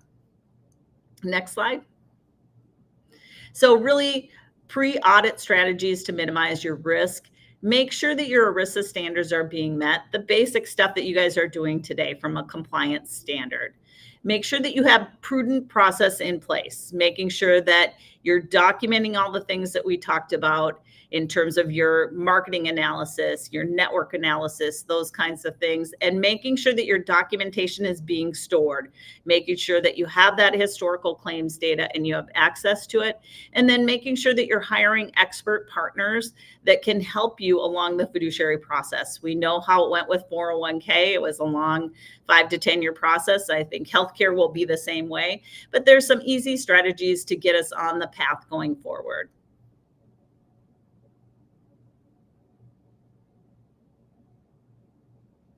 So as I round up in terms of fiduciary responsibility for health plans, there's a lot of great things in this. I don't think there's anything that seems overwhelming at this point. I think it's all good data that's going to promote transparency to our members on our health plans and help them be better consumers and really help us outline our strategies and making sure that we're documenting those decisions that we make along the way as it relates to our health plan and especially pharmacy. I think we're going to see hopefully some more regulation that will help us get to a point where we feel we have more transparent data for pharmacy as well. So that's what I have for you today in terms of fiduciary process. Mason, I'll turn it back to you. Thanks very much, Diana. So, and quick reminder, I see it just popped up on the screen with the QR code for the evaluation form. So there is a giveaway of a $100 gift card for those who fill out an evaluation. Also, critically, if you're looking for CE credit for this, filling out that evaluation form will allow you to get your CE credits as well. So make sure you snap that QR code if you have a chance, so that you get those CE credits that I know everybody needs. And with that, I'm happy to pass it to Jesus, one of our colleagues at NFP, who's going to talk more about the employee experience and financial wellness when it comes to plan participants and employees. All yours. Thank you, Mason.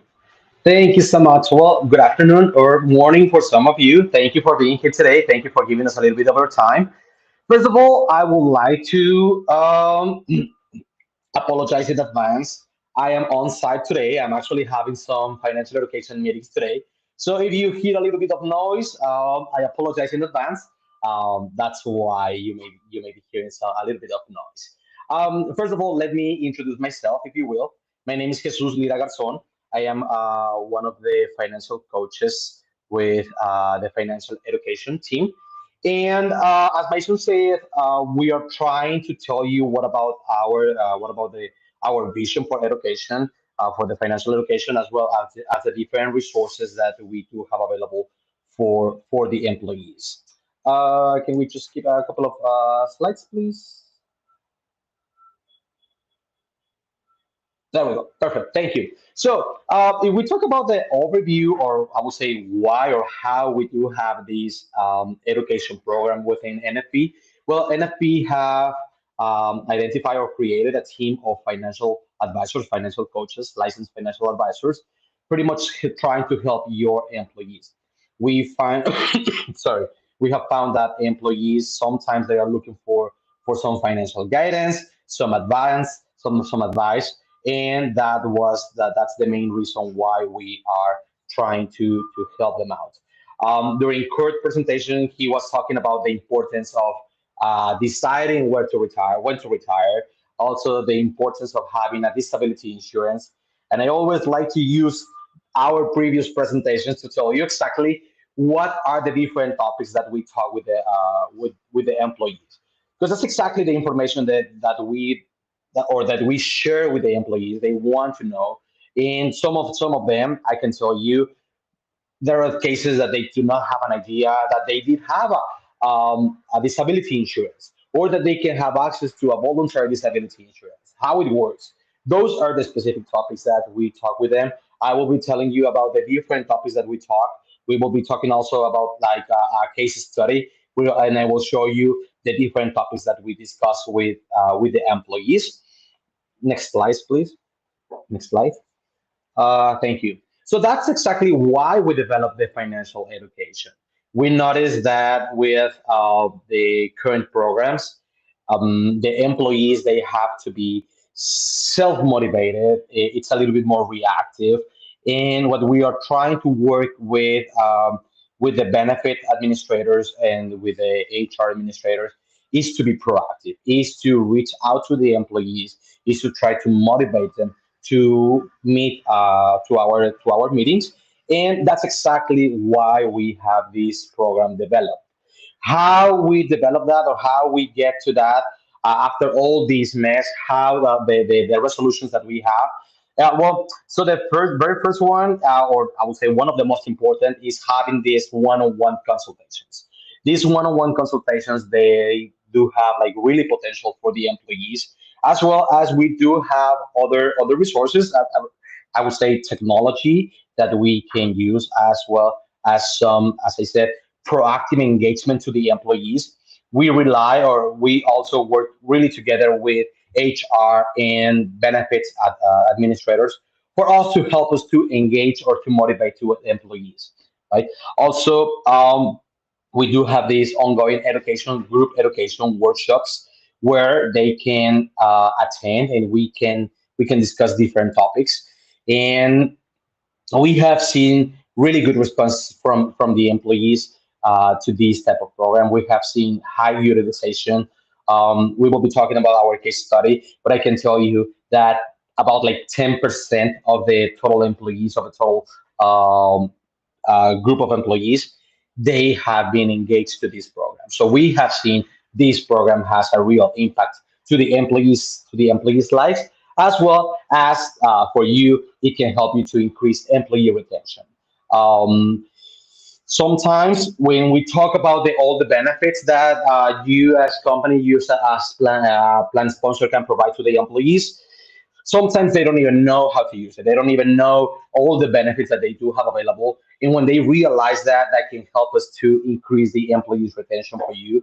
And we have seen a really good impact on that. Next slide, please.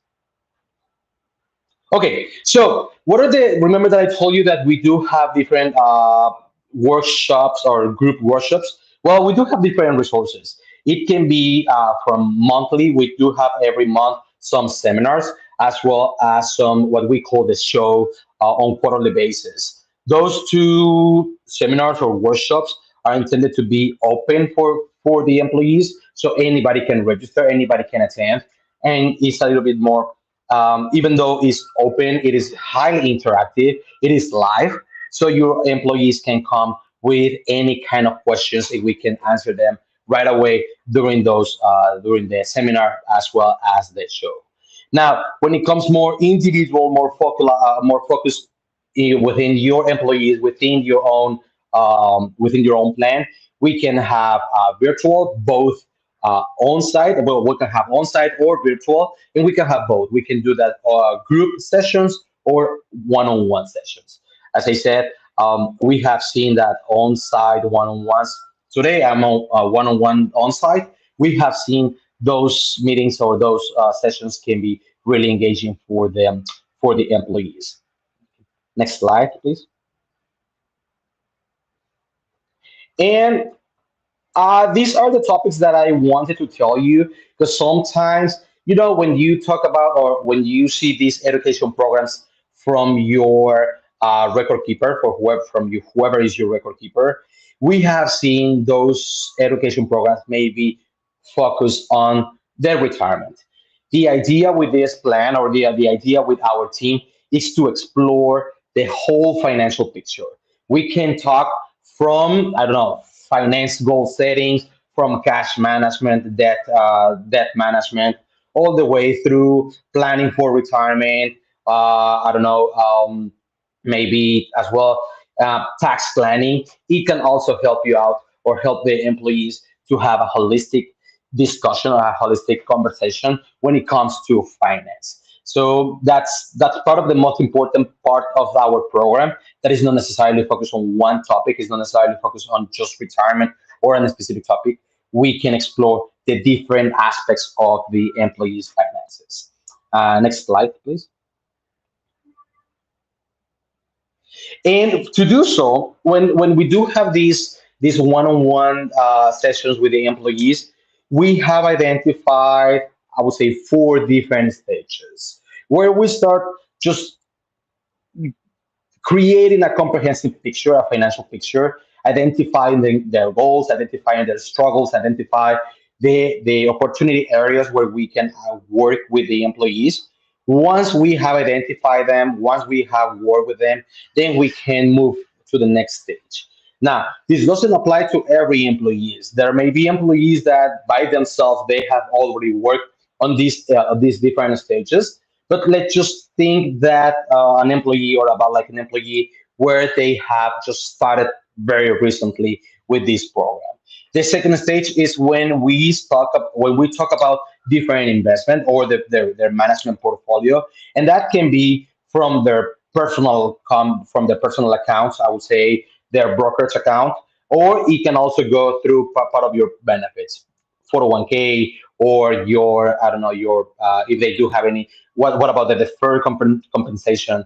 So all of those topics when it comes to, I would say, as I said, on a higher stage. Third stage is talking about the risk management. Once we have a solid foundation, and once we have already started planning for the future, we just need to see what are the different strategies to risk or to manage the risk. And last but definitely not least, as I said, we try these conversations to be very comprehensive, very holistic regard when it comes to finances. Estate planning.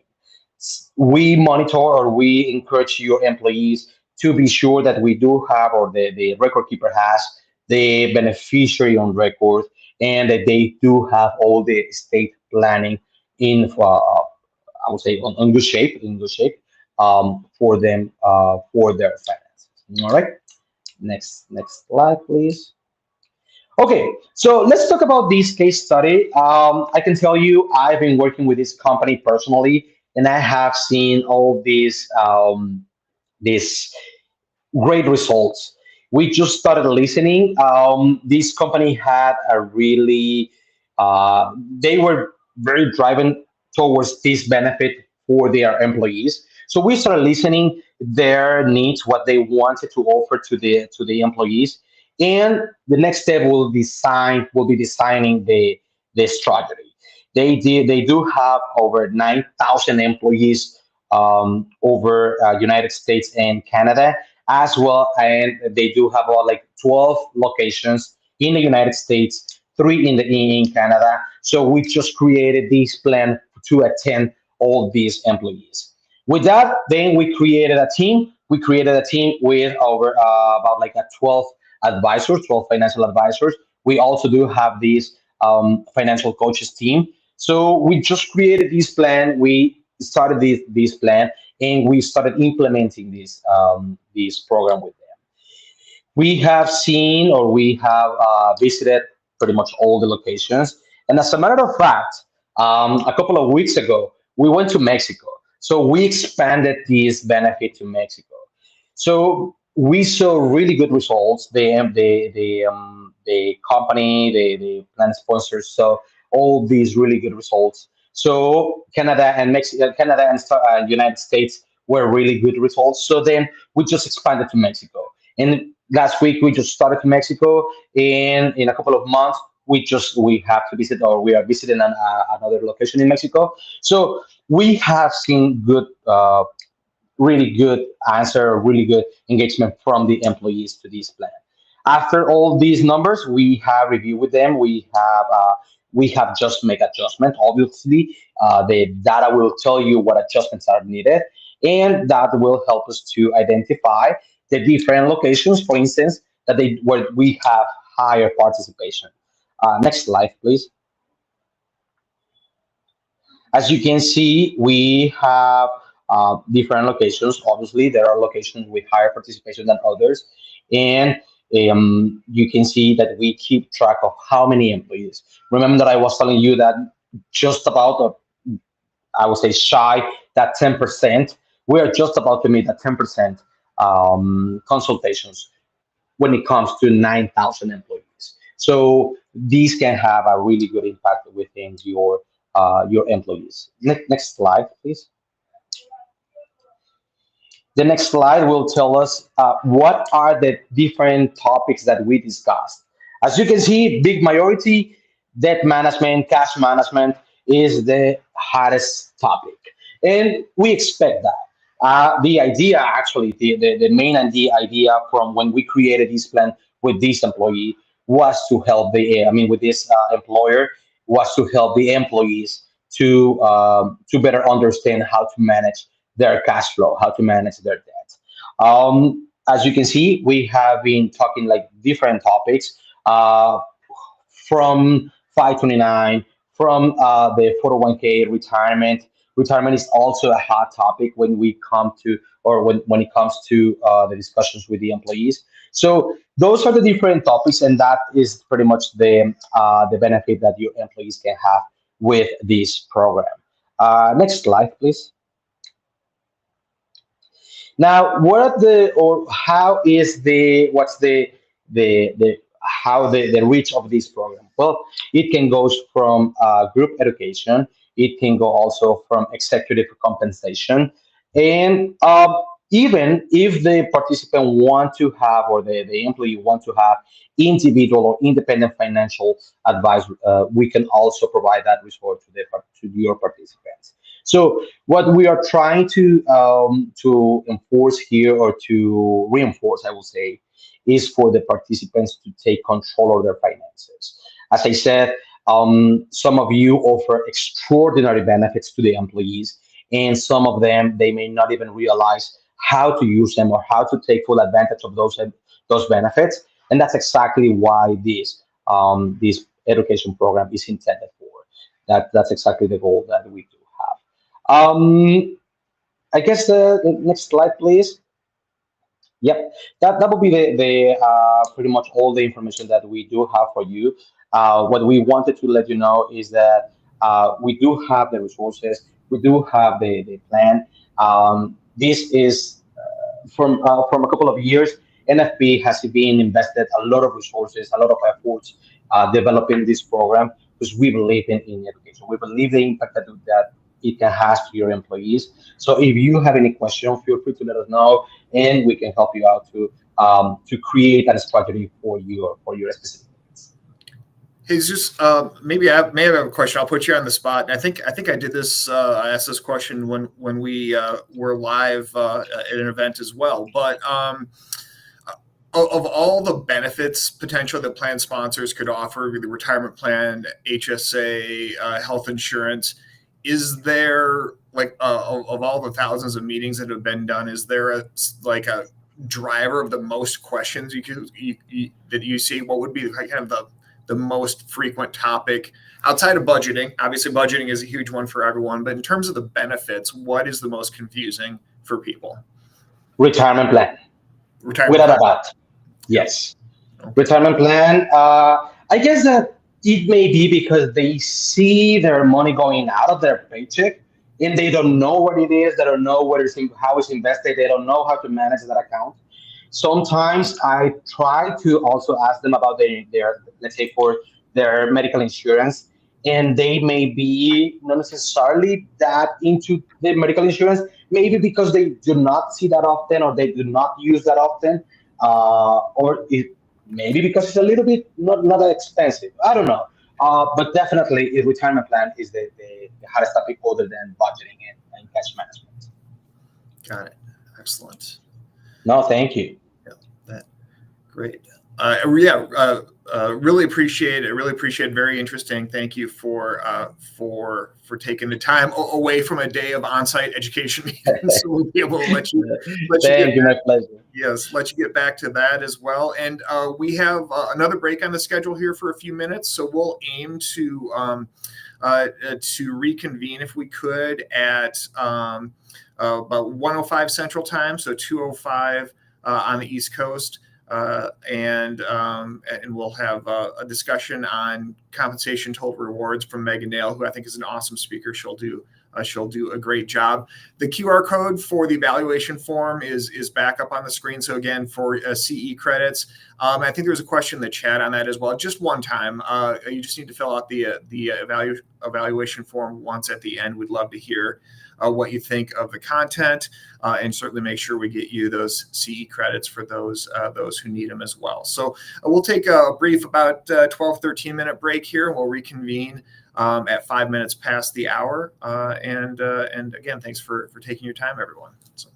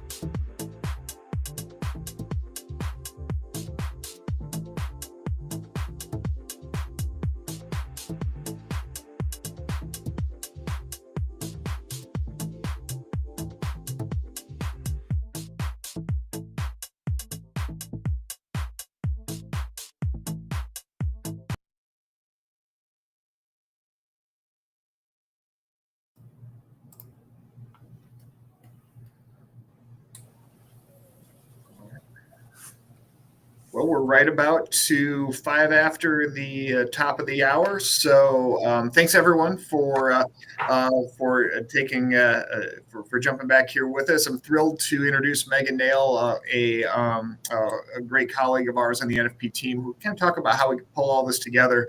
Operating a solid 401k plan, operating a good benefits package, and then helping people understand sort of the benefit of all of it via total reward. So Megan, without further ado, I will toss it to you.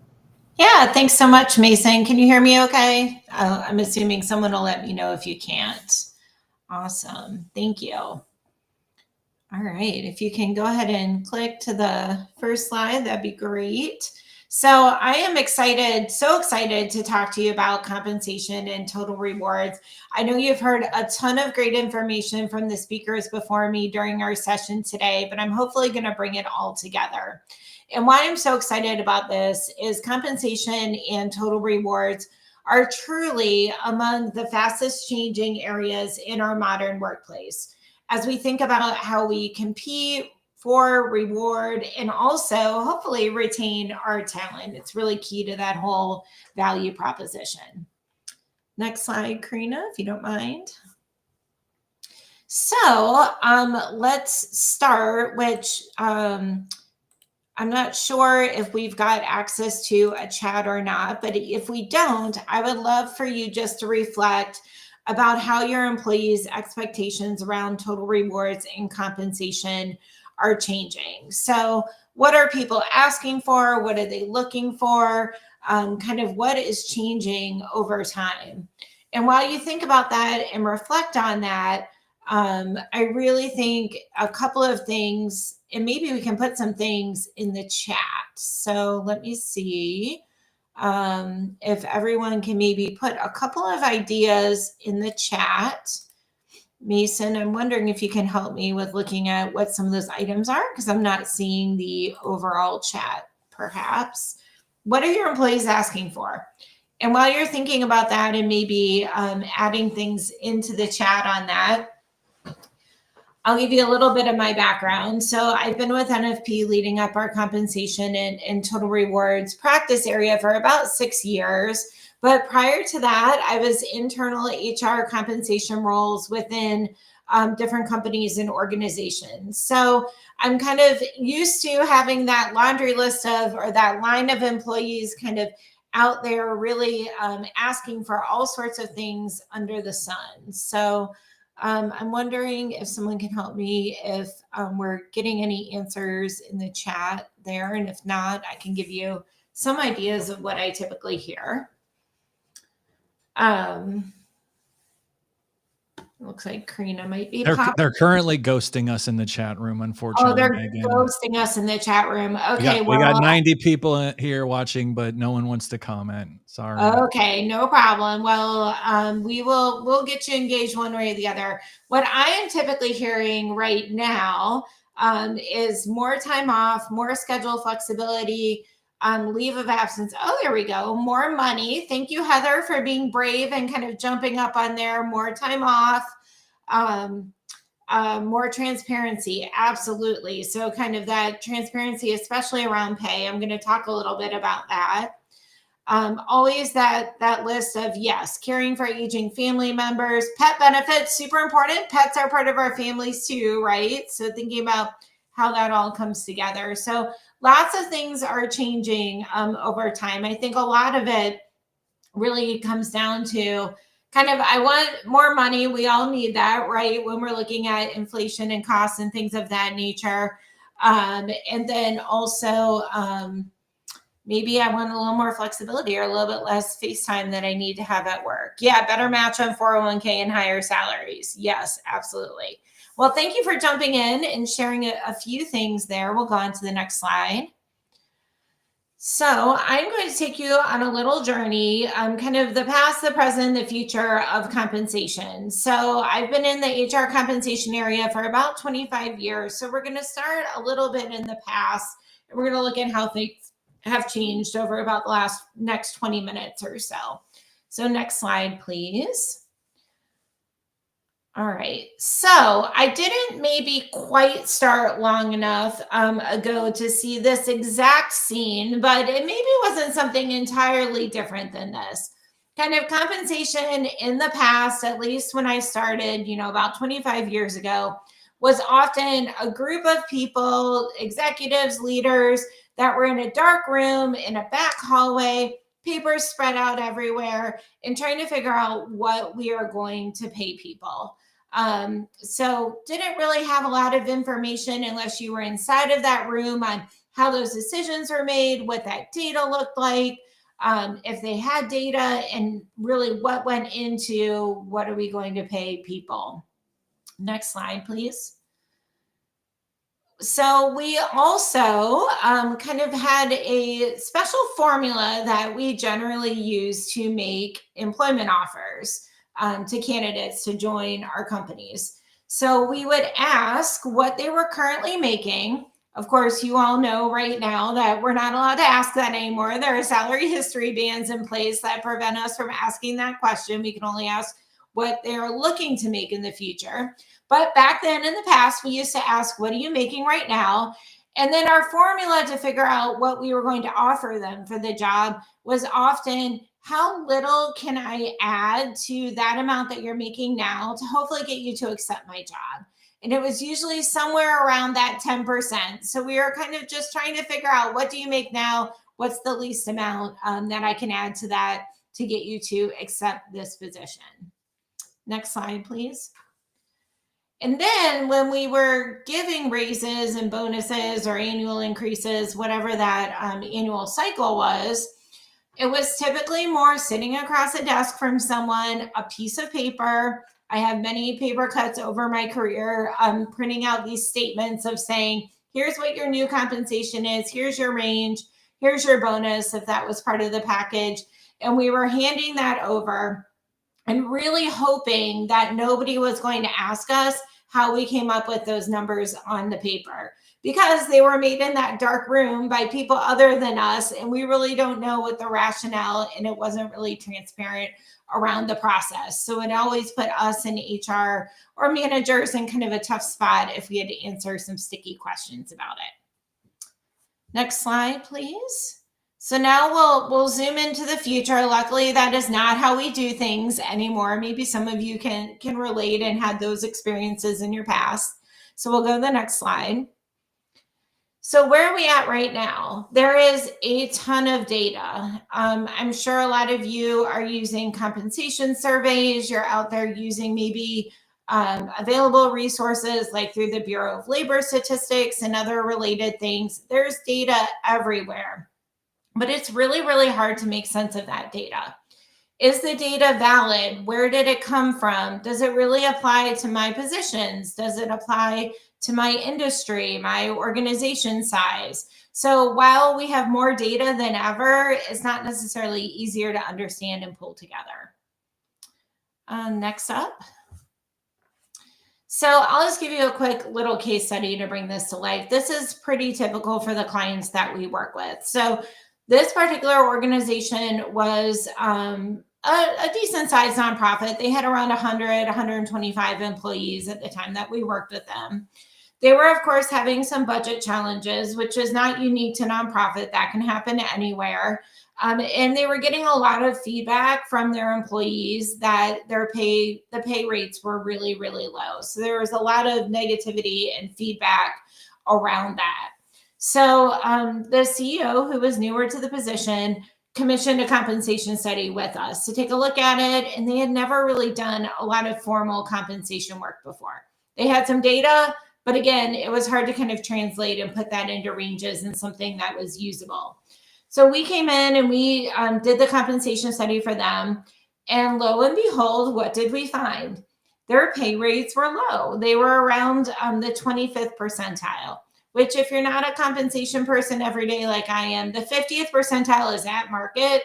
So the 25th percentile is pretty low. So we had to figure out what that plan was going to be, how we were going to phase in over time to get them to their market desired positioning, which was higher than the 25th percentile, and something that would reach with their budget. So lo and behold, we decide that we're going to be transparent about it, or the CEO did. So she called a staff meeting, and we got up and we explained this. And I mean, I was a little nervous going out there to tell them, sit in front of employees and really be honest that their pay is really low. It was honestly the only time I've ever gotten a standing ovation for a compensation project, because the employees knew it. They had information, they had a gut feeling, they wanted it acknowledged, and they wanted to know what the plan was. So it's really important to think about, no matter where you're at on the compensation journey, what you can do to make that a little bit better as part of your employee value proposition. So we know employees talk, just like in that example, employees were talking. Oftentimes they're talking without good data or good information, and it's important to think about who is controlling the narrative around compensation, so that when people are talking, they're talking about things in the right way based on our organization's philosophy. Next up. And although I think most of us have advanced past printing off paper copies of statements and things, we still have some issues around compensation communication, as we might not be passing that piece of paper over our desk anymore. But when we are having employees find out about it in their HRAS or on their paycheck, that's still the same issue, just a little more technologically advanced. Next up. So I want to talk a little bit about pay transparency. Someone mentioned that in the chat as one of the things that their employees are looking for. Pay transparency is a non-economic factor. Of course, compensation is influenced a lot by economics, by unemployment rate, supply and demand of labor, and those pieces. But pay transparency is a non-economic factor that's having a massive impact on the compensation market. What is pay transparency? Pay transparency is the requirement to post those ranges publicly when you are posting a job or a promotion opportunity. So really sharing what that compensation range is for a position upfront in a transparent way. Next up. Pay transparency is really sweeping the nation. So it is something that you can see a lot of different states have recently come online, are coming online even later this year, or have in the past couple of years in instituting these types of requirements. So we do not have a federal law around pay transparency, but it's really happening at the state and at the local level. I do not have this map, but if I had a map of all the states and locations that were considering or had proposed pay transparency laws, you would see a lot more colors on the screen. Beyond just laws and regulation and compliance, which is of course important, we also want to think about just how our candidates and employees' expectations are changing, and just some of the external market pressure around this. So we see some of our large job posting sites like LinkedIn, like Indeed, that are now requiring you to put a pay ranges in when you post that job, or they will make one up for you, which I don't think anybody wants that. So we've got this big movement towards pay transparency across the country. Next up. So no matter how we look at it, from whatever lens, employees are becoming more knowledgeable about compensation and total rewards, and they're expecting a higher level of transparency from their employers. And I know throughout the event today, you've heard about health benefits and retirement, and I still think we've got this thread of transparency that is following through in all of these different areas, and compensation is really no different. Next slide, thank you. So this is kind of our path towards transparency. So I encourage you to think about where you're at right now, and maybe what you can do to make one step to becoming a little more transparent in your practices if you're not at your desired endpoint. So let's start at the top left. I think I know how much I get paid. Having been in HR for my whole career, I truly don't think that employees really understand what they get paid. The difference between gross pay and net pay. I'm talking about differentials, overtime, shift differentials, not even to mention bonuses, incentives, commissions are probably one of the most misunderstood areas. So first, it's about educating them on how much they get paid and why that is. That is also just a side note why I don't trust like crowdsourced data like Google, because if people don't really know what they're paid, I don't really trust that being put into a third-party website as that person's pay rate. That's why we use validated sources that employers provide, and HR finance operations has validated. So next up from there, I know my own pay range and how my pay is determined within the range. That's usually the next step. So do all the employees in your organization understand what their own range is and then why they are where they're at? One of the biggest objections I hear to pay transparency when working with leaders, HR, all types of people involved in this is if I show them a range, then they're going to immediately think they should be at the max. And that's probably true. If we see a pay range, of course, where does our eye go? It goes to that highest number. So we need to be prepared to explain what the factors are as to why someone is placed within that range where they're at. And then individually to that person on a one-on-one situation, why they are where they're at within that pay range. And then, of course, what they can do to move up. So that really ties into goals, performance management, if that's part of your strategy, career growth, what that looks like across the organization, and so forth.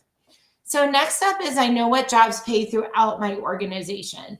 And that's really, I really think where most employers are trying to get is to that step. So really knowing what those jobs pay. So if you're posting out there, jobs out there in your career site or on the job posting site, people are going to see what the pay ranges are for different jobs. We advocate it's better to be upfront about what those are so your people understand them before they find them out on a career page.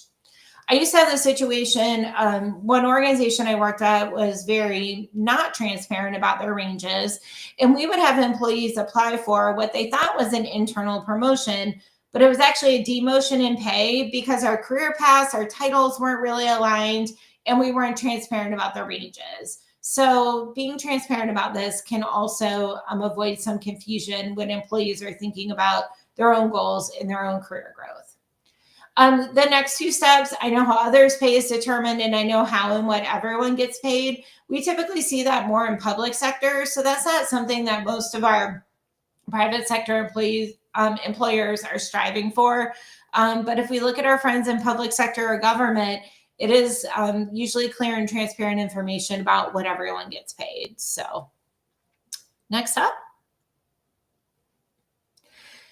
So compensation is more than just money. Money is super important. Of course, that's what it's based on, but it speaks to more than that. It's more, it's a matter of fairness and trust and culture.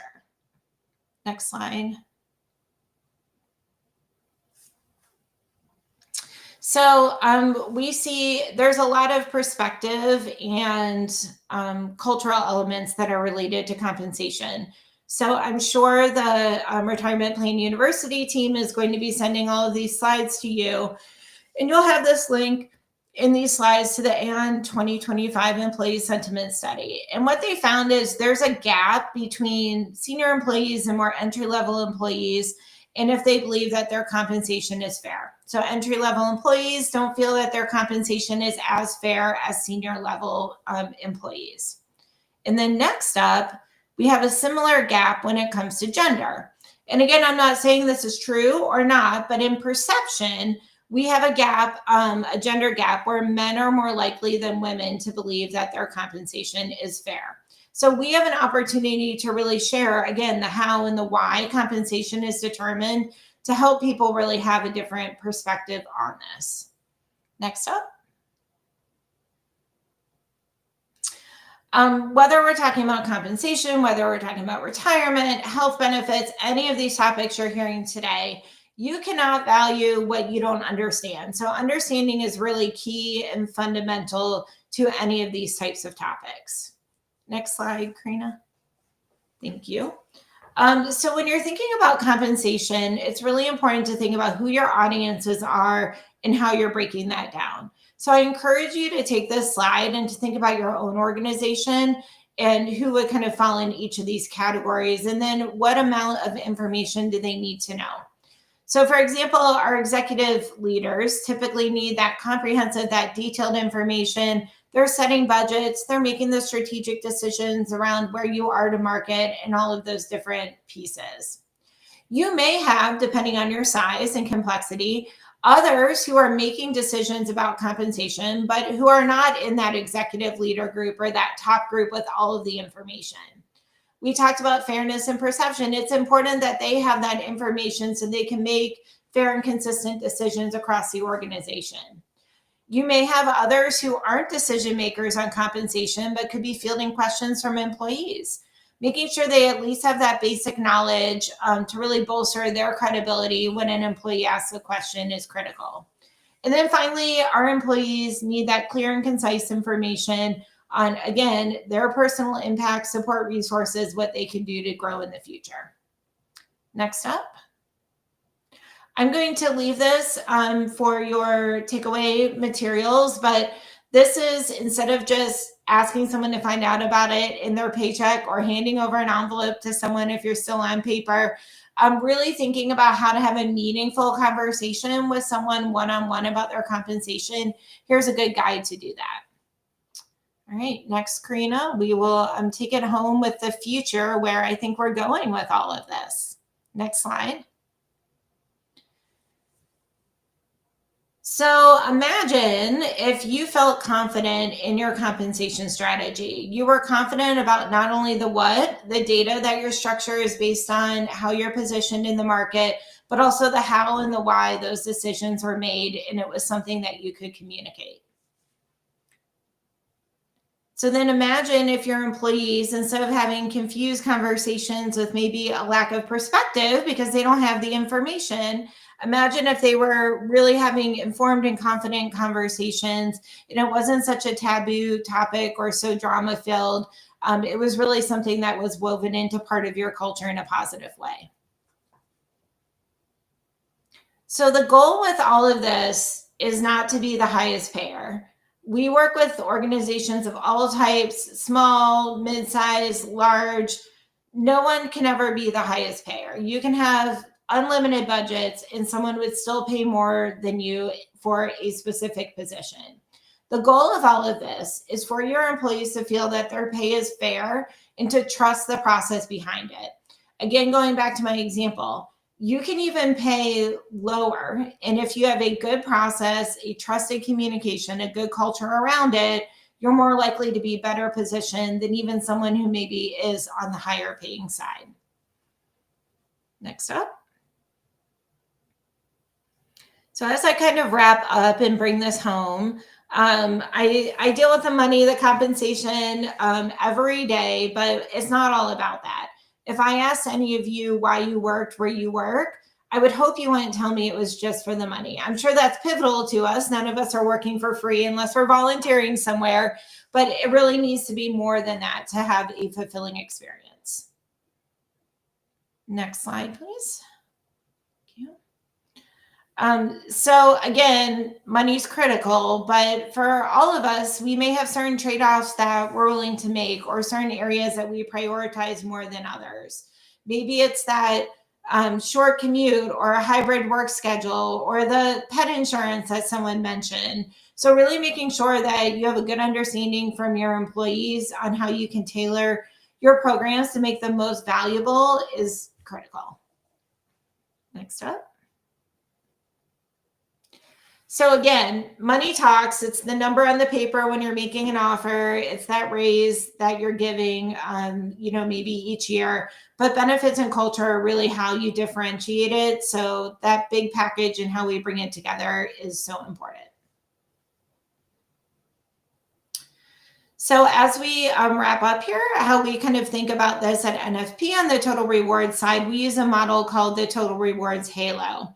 So you see a lot of different areas within here. We really like to take a broad definition of total rewards because it even means more than just compensation, benefits, and well-being. Leadership effectiveness, manager-supervisor relationship is still the #1 reason why people leave their jobs. Community impact, work environment, learning and development, your culture with inclusion and belonging. All of those are important.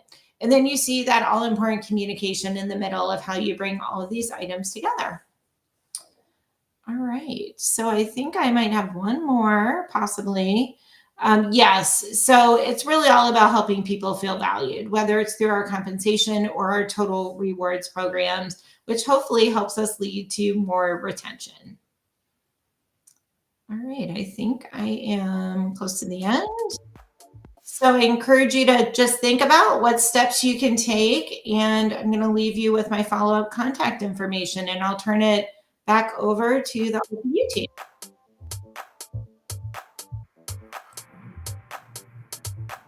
Thank you, Megan. So, yeah, that was awesome. If you have questions, certainly feel free to reach out.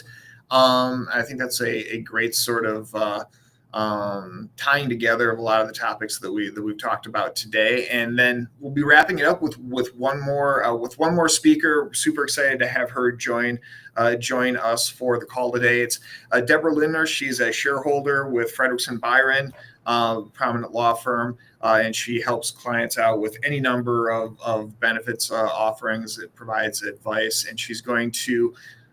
Devin, I'm going to call you our keynote speaker for the day because you are the last speaker on the docket. But you're going to talk about ways for plan sponsors to position themselves to be ready for any compliance challenges that might come up. So take it away. All right. Thank you. Thank you, everybody. And thank you for joining me today. We are going to switch gears a little bit. And as was said, we are going to get your ducks in a row. And we can go to the next slide and just do a quick overview of our agenda for today. I'm going to do a quick overview of the required documentation for your various benefit plans, retirement plans, health and welfare plans, and then some best practices for document retention and why all of this is important. And then in the few minutes that we have left, I wanted to do a few high-level reminders on some recent developments relating to retirement plans and some changes that you need to be working on or thinking about for your plan in the next few months. Okay, next slide, please.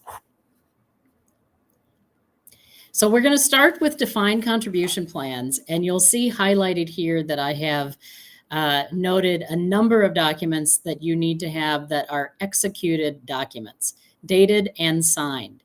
It is absolutely critical that you make sure that you have executed documents in your records. I do a fair amount of diligence review for M&A transactions, and I always ask for the executed plan documents. And what I oftentimes will get are undated and unsigned copies. Well, I can't tell whether the plan was properly adopted, timely adopted, and so forth. And so as we talk in a few minutes, if you get flagged for an audit or if you have some request for a plan document, it is absolutely critical that you have executed copies of those documents so that you can demonstrate that they were timely and appropriately adopted. Next slide, please. In addition to the executed plan documentation, you also have a number of contracts, insurance policies, and the like, your ERISA fidelity bond, your fiduciary liability policy. Hopefully you do have in place some type of retirement plan committee or investment committee, and you should make sure that you have the committee minutes for that committee. All of that needs to be in your plan records as well. Next slide, please. As you are all probably aware, there are a number of participant disclosures that you have to provide to your employees. Summary plan descriptions, summary annual reports, which summarizes the 5,500 filings, fee disclosures for your investments and the like. And those are oftentimes provided on an annual basis, sometimes a periodic basis, but make sure that you have them in your records and that you have in your records information about how you have provided them, who's responsible for providing them, and whether, so that you can confirm that they were timely filed and timely provided. Sorry. Next slide, please. A few other participant disclosures here. These are oftentimes annual disclosures that you would have to provide. Again, your record keeper might be helping you with some of these notices, but again, you would want to have copies in your files and evidence that you had timely provided them. Next slide, please. All right. In addition to all of that, there are a variety of policies and procedures that you need to have in your records.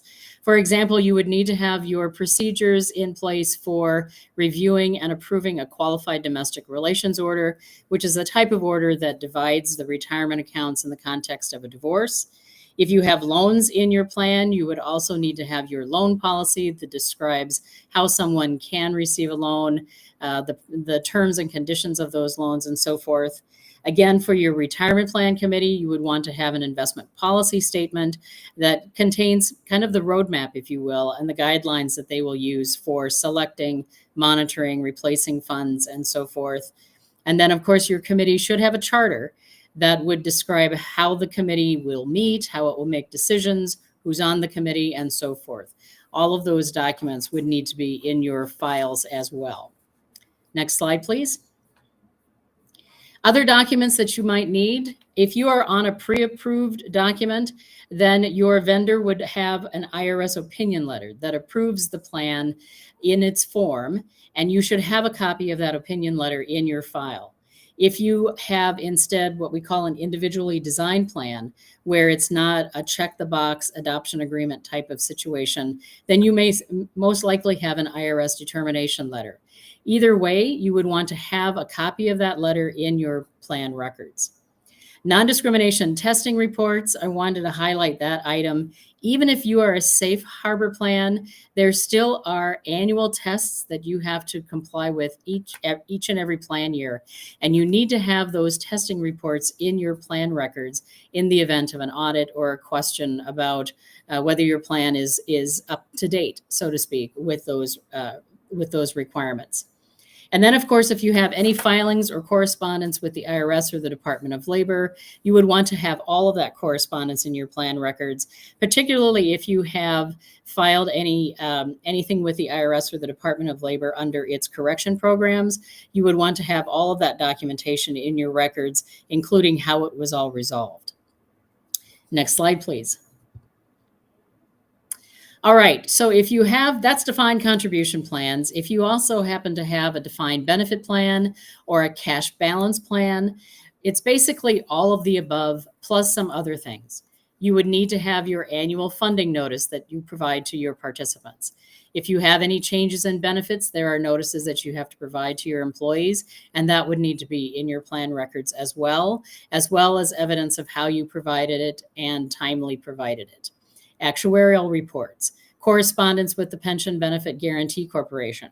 All of that would be additional documentation that you would need to keep in your plan records.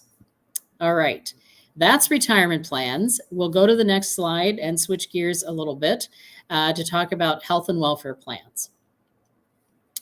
So as you might expect, if you have an insured plan, you're going to want to have a copy of your insurance policy. If you have a self-insured health plan, you're going to want a copy of your stop-loss contract. You should also have a complete copy of that certificate of coverage, which is the booklet that goes to your employees that explains what's covered, what's not, the claims procedures, and so forth. And that should be in your plan documents. Many times when I request the certificate of coverage, what I receive is a link. Well, I can't access the link. And if you have a participant that comes into your office and says, hey, I want a copy of the certificate of coverage, you need to be able to provide it to them. So I would encourage you to have at least one copy in your plan records that you can have readily available. And then you will see highlighted again, executed plan documents. It's very common today to have a wrap document. You may have a cafeteria plan, a flex plan, and other healthcare arrangements. Make sure that you have an executed copy of those documents, dated, signed, again, so that you can demonstrate that they were timely and appropriately adopted. Next slide, please. Along with the plan documentation, again, there are various participant disclosures that you need to provide to your employees. And there's a whole laundry list here on this slide and the next slide. Many of these are provided on an annual basis. Some are provided periodically. Sometimes your third-party administrator will provide these to you. Some of them are included in that certificate of coverage that we talked about. So make sure that you have copies of all of these notices, and again, evidence of how you provided them and that they were timely provided. And we go to the next slide, and then actually the slide after that. Yes. And so with health plans, you also have policies and procedures. If you're a mid-size employer that's right on the cusp between 40 and 50 employees, you may need to be able to demonstrate whether you are or are not an applicable large employer for compliance with the Affordable Care Act. If you are an applicable large employer, then you also need to have a policy that describes how you're determining someone's eligibility. Are you doing it month to month? Are you using some sort of a look back stability type measurement period? Make sure that you have a policy that describes all of that in case there are questions that come up regarding how you determine eligibility for your group health plan. Similar to what we have in the retirement plan space, you may have an order that asks you to add a child to your group health plan, and you would need to have procedures for reviewing and approving that qualified medical child support order. Those are the procedures that are listed there. Next slide. And then along with disclosures, documents, and the policies and the like, there are various reports that you might have to have. If you are large enough, you might have to file a 5500. You may have some tax filings with the IRS that you need to maintain. And again, I would make sure that you have copies of all of those filings in your plan records. Next slide, please. Other documents that you might need, well, if you have a self-insured health plan, you might find that you need periodic claims reports on the claims that have been paid through your plan. But the one that I wanted to highlight was non-discrimination testing on cafeteria and flex plans. Again, I ask for this testing. I'm often told that it's not required, and it is. Particularly if you have healthcare and dependent care flexible spending accounts. There are annual tests, again, that you have to conduct on your cafeteria plan to make sure that it is in compliance with the IRS rules. Make sure that you have someone doing that for you and that you keep those tests in your plan records. And then, of course, if you have any filings or correspondence with any of the government agencies involved with your health and welfare plans, make sure that you keep that in your plan records as well in the event of an audit. Okay, next slide.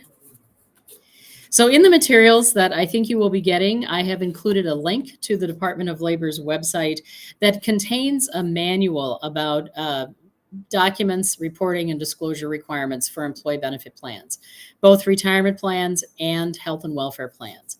It hasn't been updated for a few years, but I do think it's a good place to start so that you can get a handle on what's required, when does it have to be provided, how frequently does it have to be updated, and the like. And so I think that's always a good place to start. And then, of course, you'll want to talk with your benefits consultant about other more newer requirements that you have to comply with. But it isn't a bad place to start to get a handle on what you need to have in your plan records. All right, next slide, please. Okay, we've talked about all of the what. What do you need to have in your records? Let's talk about why. Why is this important? Well, any of your benefit plans could be audited by any number of government agencies. Certainly the Department of Labor and the IRS could come in to audit your retirement plans, your health and welfare plans, your cafeteria plan, any of these government agencies that have oversight over your benefit plans. They could come in and do an audit. And as part of that audit, they will ask for the plan documentation that we just talked about. So the more complete response that you can provide to them, and the faster that you can provide that response, the more it's going to appear to the auditor that you have your ducks in a row, that you're on top of how you should be monitoring and administering your benefit plans, and that you're doing the best that you can to keep them in compliance. So again, very critical to have this documentation for an audit by any of these government agencies. Next slide, please.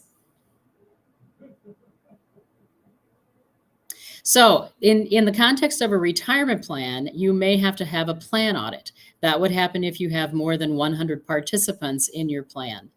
And the plan auditors would most likely ask for a number of these documents, certainly the plan documentation, the formal plan documentation, but they may also ask about notices, testing reports, and the like. So if you have to have a plan audit, you will need to have this documentation at the ready. We talked a little bit about participant requests. Under ERISA, participants can come in and ask for copies of the documents that govern and the administration of your benefit plans. You have 30 days to respond to that request. So if you're scrambling looking for things and you can't provide it timely, you can be assessed a penalty of $110 per day. That might be assessed particularly if the participant's attorney has been asking for these documents. So make sure that you have them at the ready and that you can respond to those requests quickly. Next slide, please. You might also want to do an internal compliance audit to see what gaps exist in your documentation, and then think about who you can ask for that missing documentation to keep your plan records complete.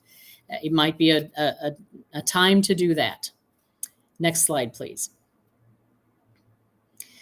Plan corrections. In the retirement plan space in particular, there are times that you might find that there's been an administrative error, and now you have to correct that.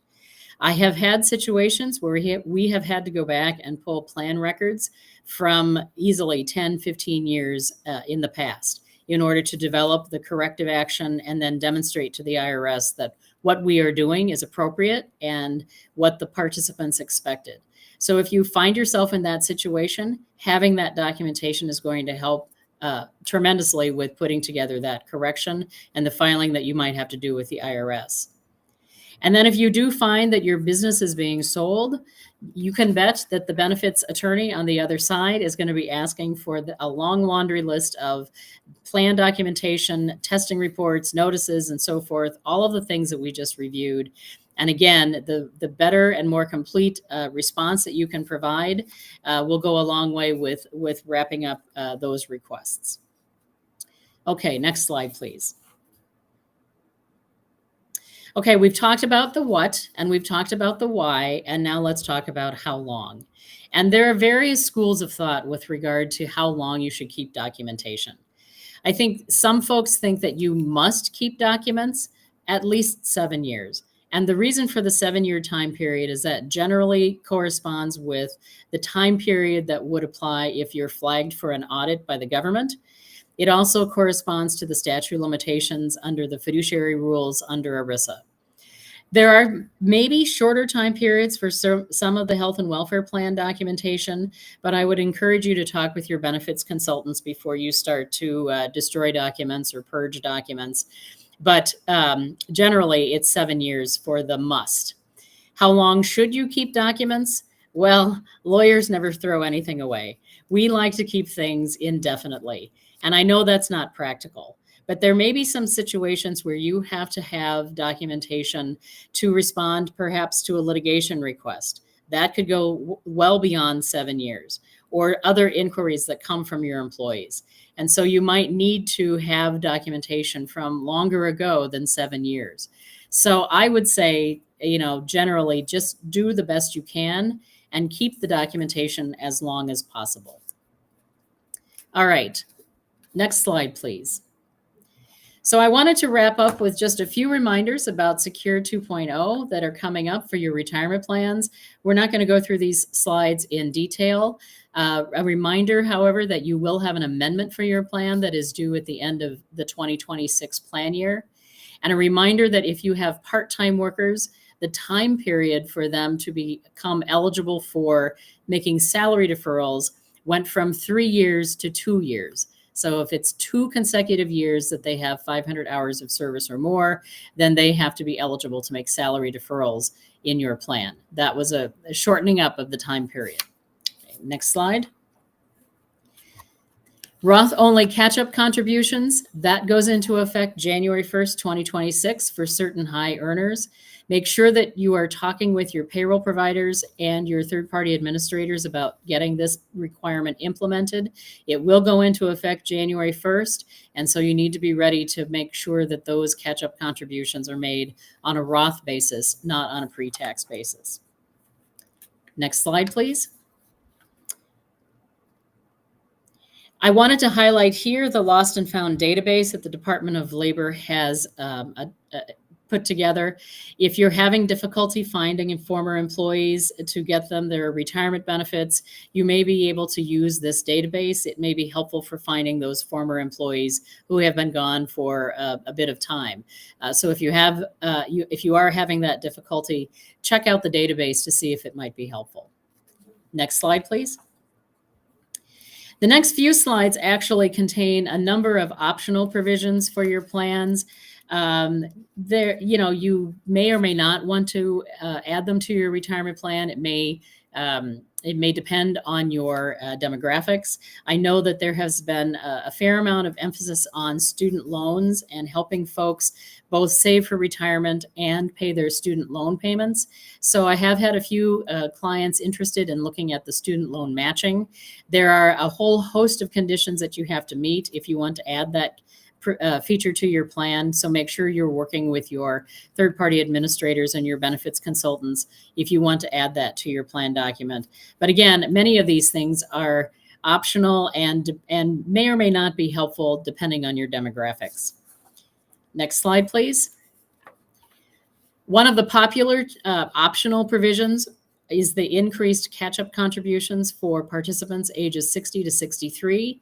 I've had a number of clients add that, particularly if they already have catch-up contributions in their 401k plan. It was an easy add for those folks who are closer to retirement to do some additional savings. Next slide, please. And this slide and the next one, the next several slides, actually, I'm not going to go through in detail. They are, again, optional provisions that you might want to add, various savings accounts, withdrawals that you can add to your retirement plan.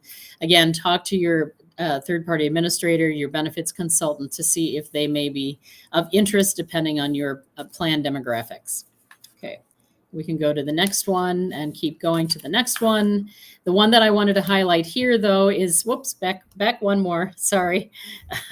The increase in the involuntary cash out limit. That is an optional provision, but I have had a number of clients do this. It allows you to increase that limit from $5,000 to $7,000, which will allow you to sweep out more of those smaller accounts from your plans. So if you haven't looked at that already, you might want to take a look at that optional provision. Okay, next slide. And the last thing that I wanted to highlight is a self-correction program for the late deposit of deferrals and loan payments. This can happen for a variety of reasons. If you change payroll providers, if you have a change in your internal personnel, maybe you have a change in your administrators, there can be a variety of reasons why you may have deposited your salary deferrals and loan payments late. The Department of Labor has always had a more formal program available for correcting those late deposits, but it's been a little daunting, quite frankly, for companies to go through.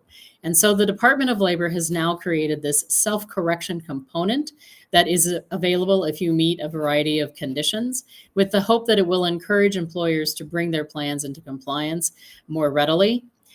There still is a notice that you have to provide to the Department of Labor, and then you have this checklist that you need to keep in your plan records about the self-correction process that you used. But if you find yourself in this situation, I would encourage you to look at this self-correction program and see if you can use that as an easier way to bring your plan into compliance. And the next few slides contain a few more conditions around that self-correction program, and I'll let you review those on your own time. And that is all that I had for you today. I would be certainly happy to answer any questions. My contact information is in the materials, so please feel free to reach out if you have questions. And I'll turn it back to the group. Thank you. Yeah. Thank you very much, Deborah. So that was great. Thank you for that. I think everyone found valuable there. So we're kind of rounding into home base here on the RPU overall. So thanks again for everyone for taking some time. A couple of housekeeping items. If you had Mason mentioning the evaluation form for the 1,000th time on your bingo card, now you can check that number off. Please fill out that evaluation form if you haven't already. Again, for those of you looking for CE credit, that's the way that you will obtain that. And then we also had the drawing for the gift card. We do have a lucky recipient of the gift card, Yannick Royal from City of Lake Worth Beach. Congratulations. Somebody from our team will be reaching out to you on winning that gift card. So if there's questions on any of the content that we covered today, please feel free to reach out to anyone on the team. Again, if you've completed the evaluation form, you'll get a copy of the deck you sent out to you. That will include the contact information from myself and all the other speakers or presenters in today's session. So we know your time is valuable. We really appreciate you spending some of it with us today. Thanks again to our sponsors. And I hope everyone has a great rest of your Tuesday.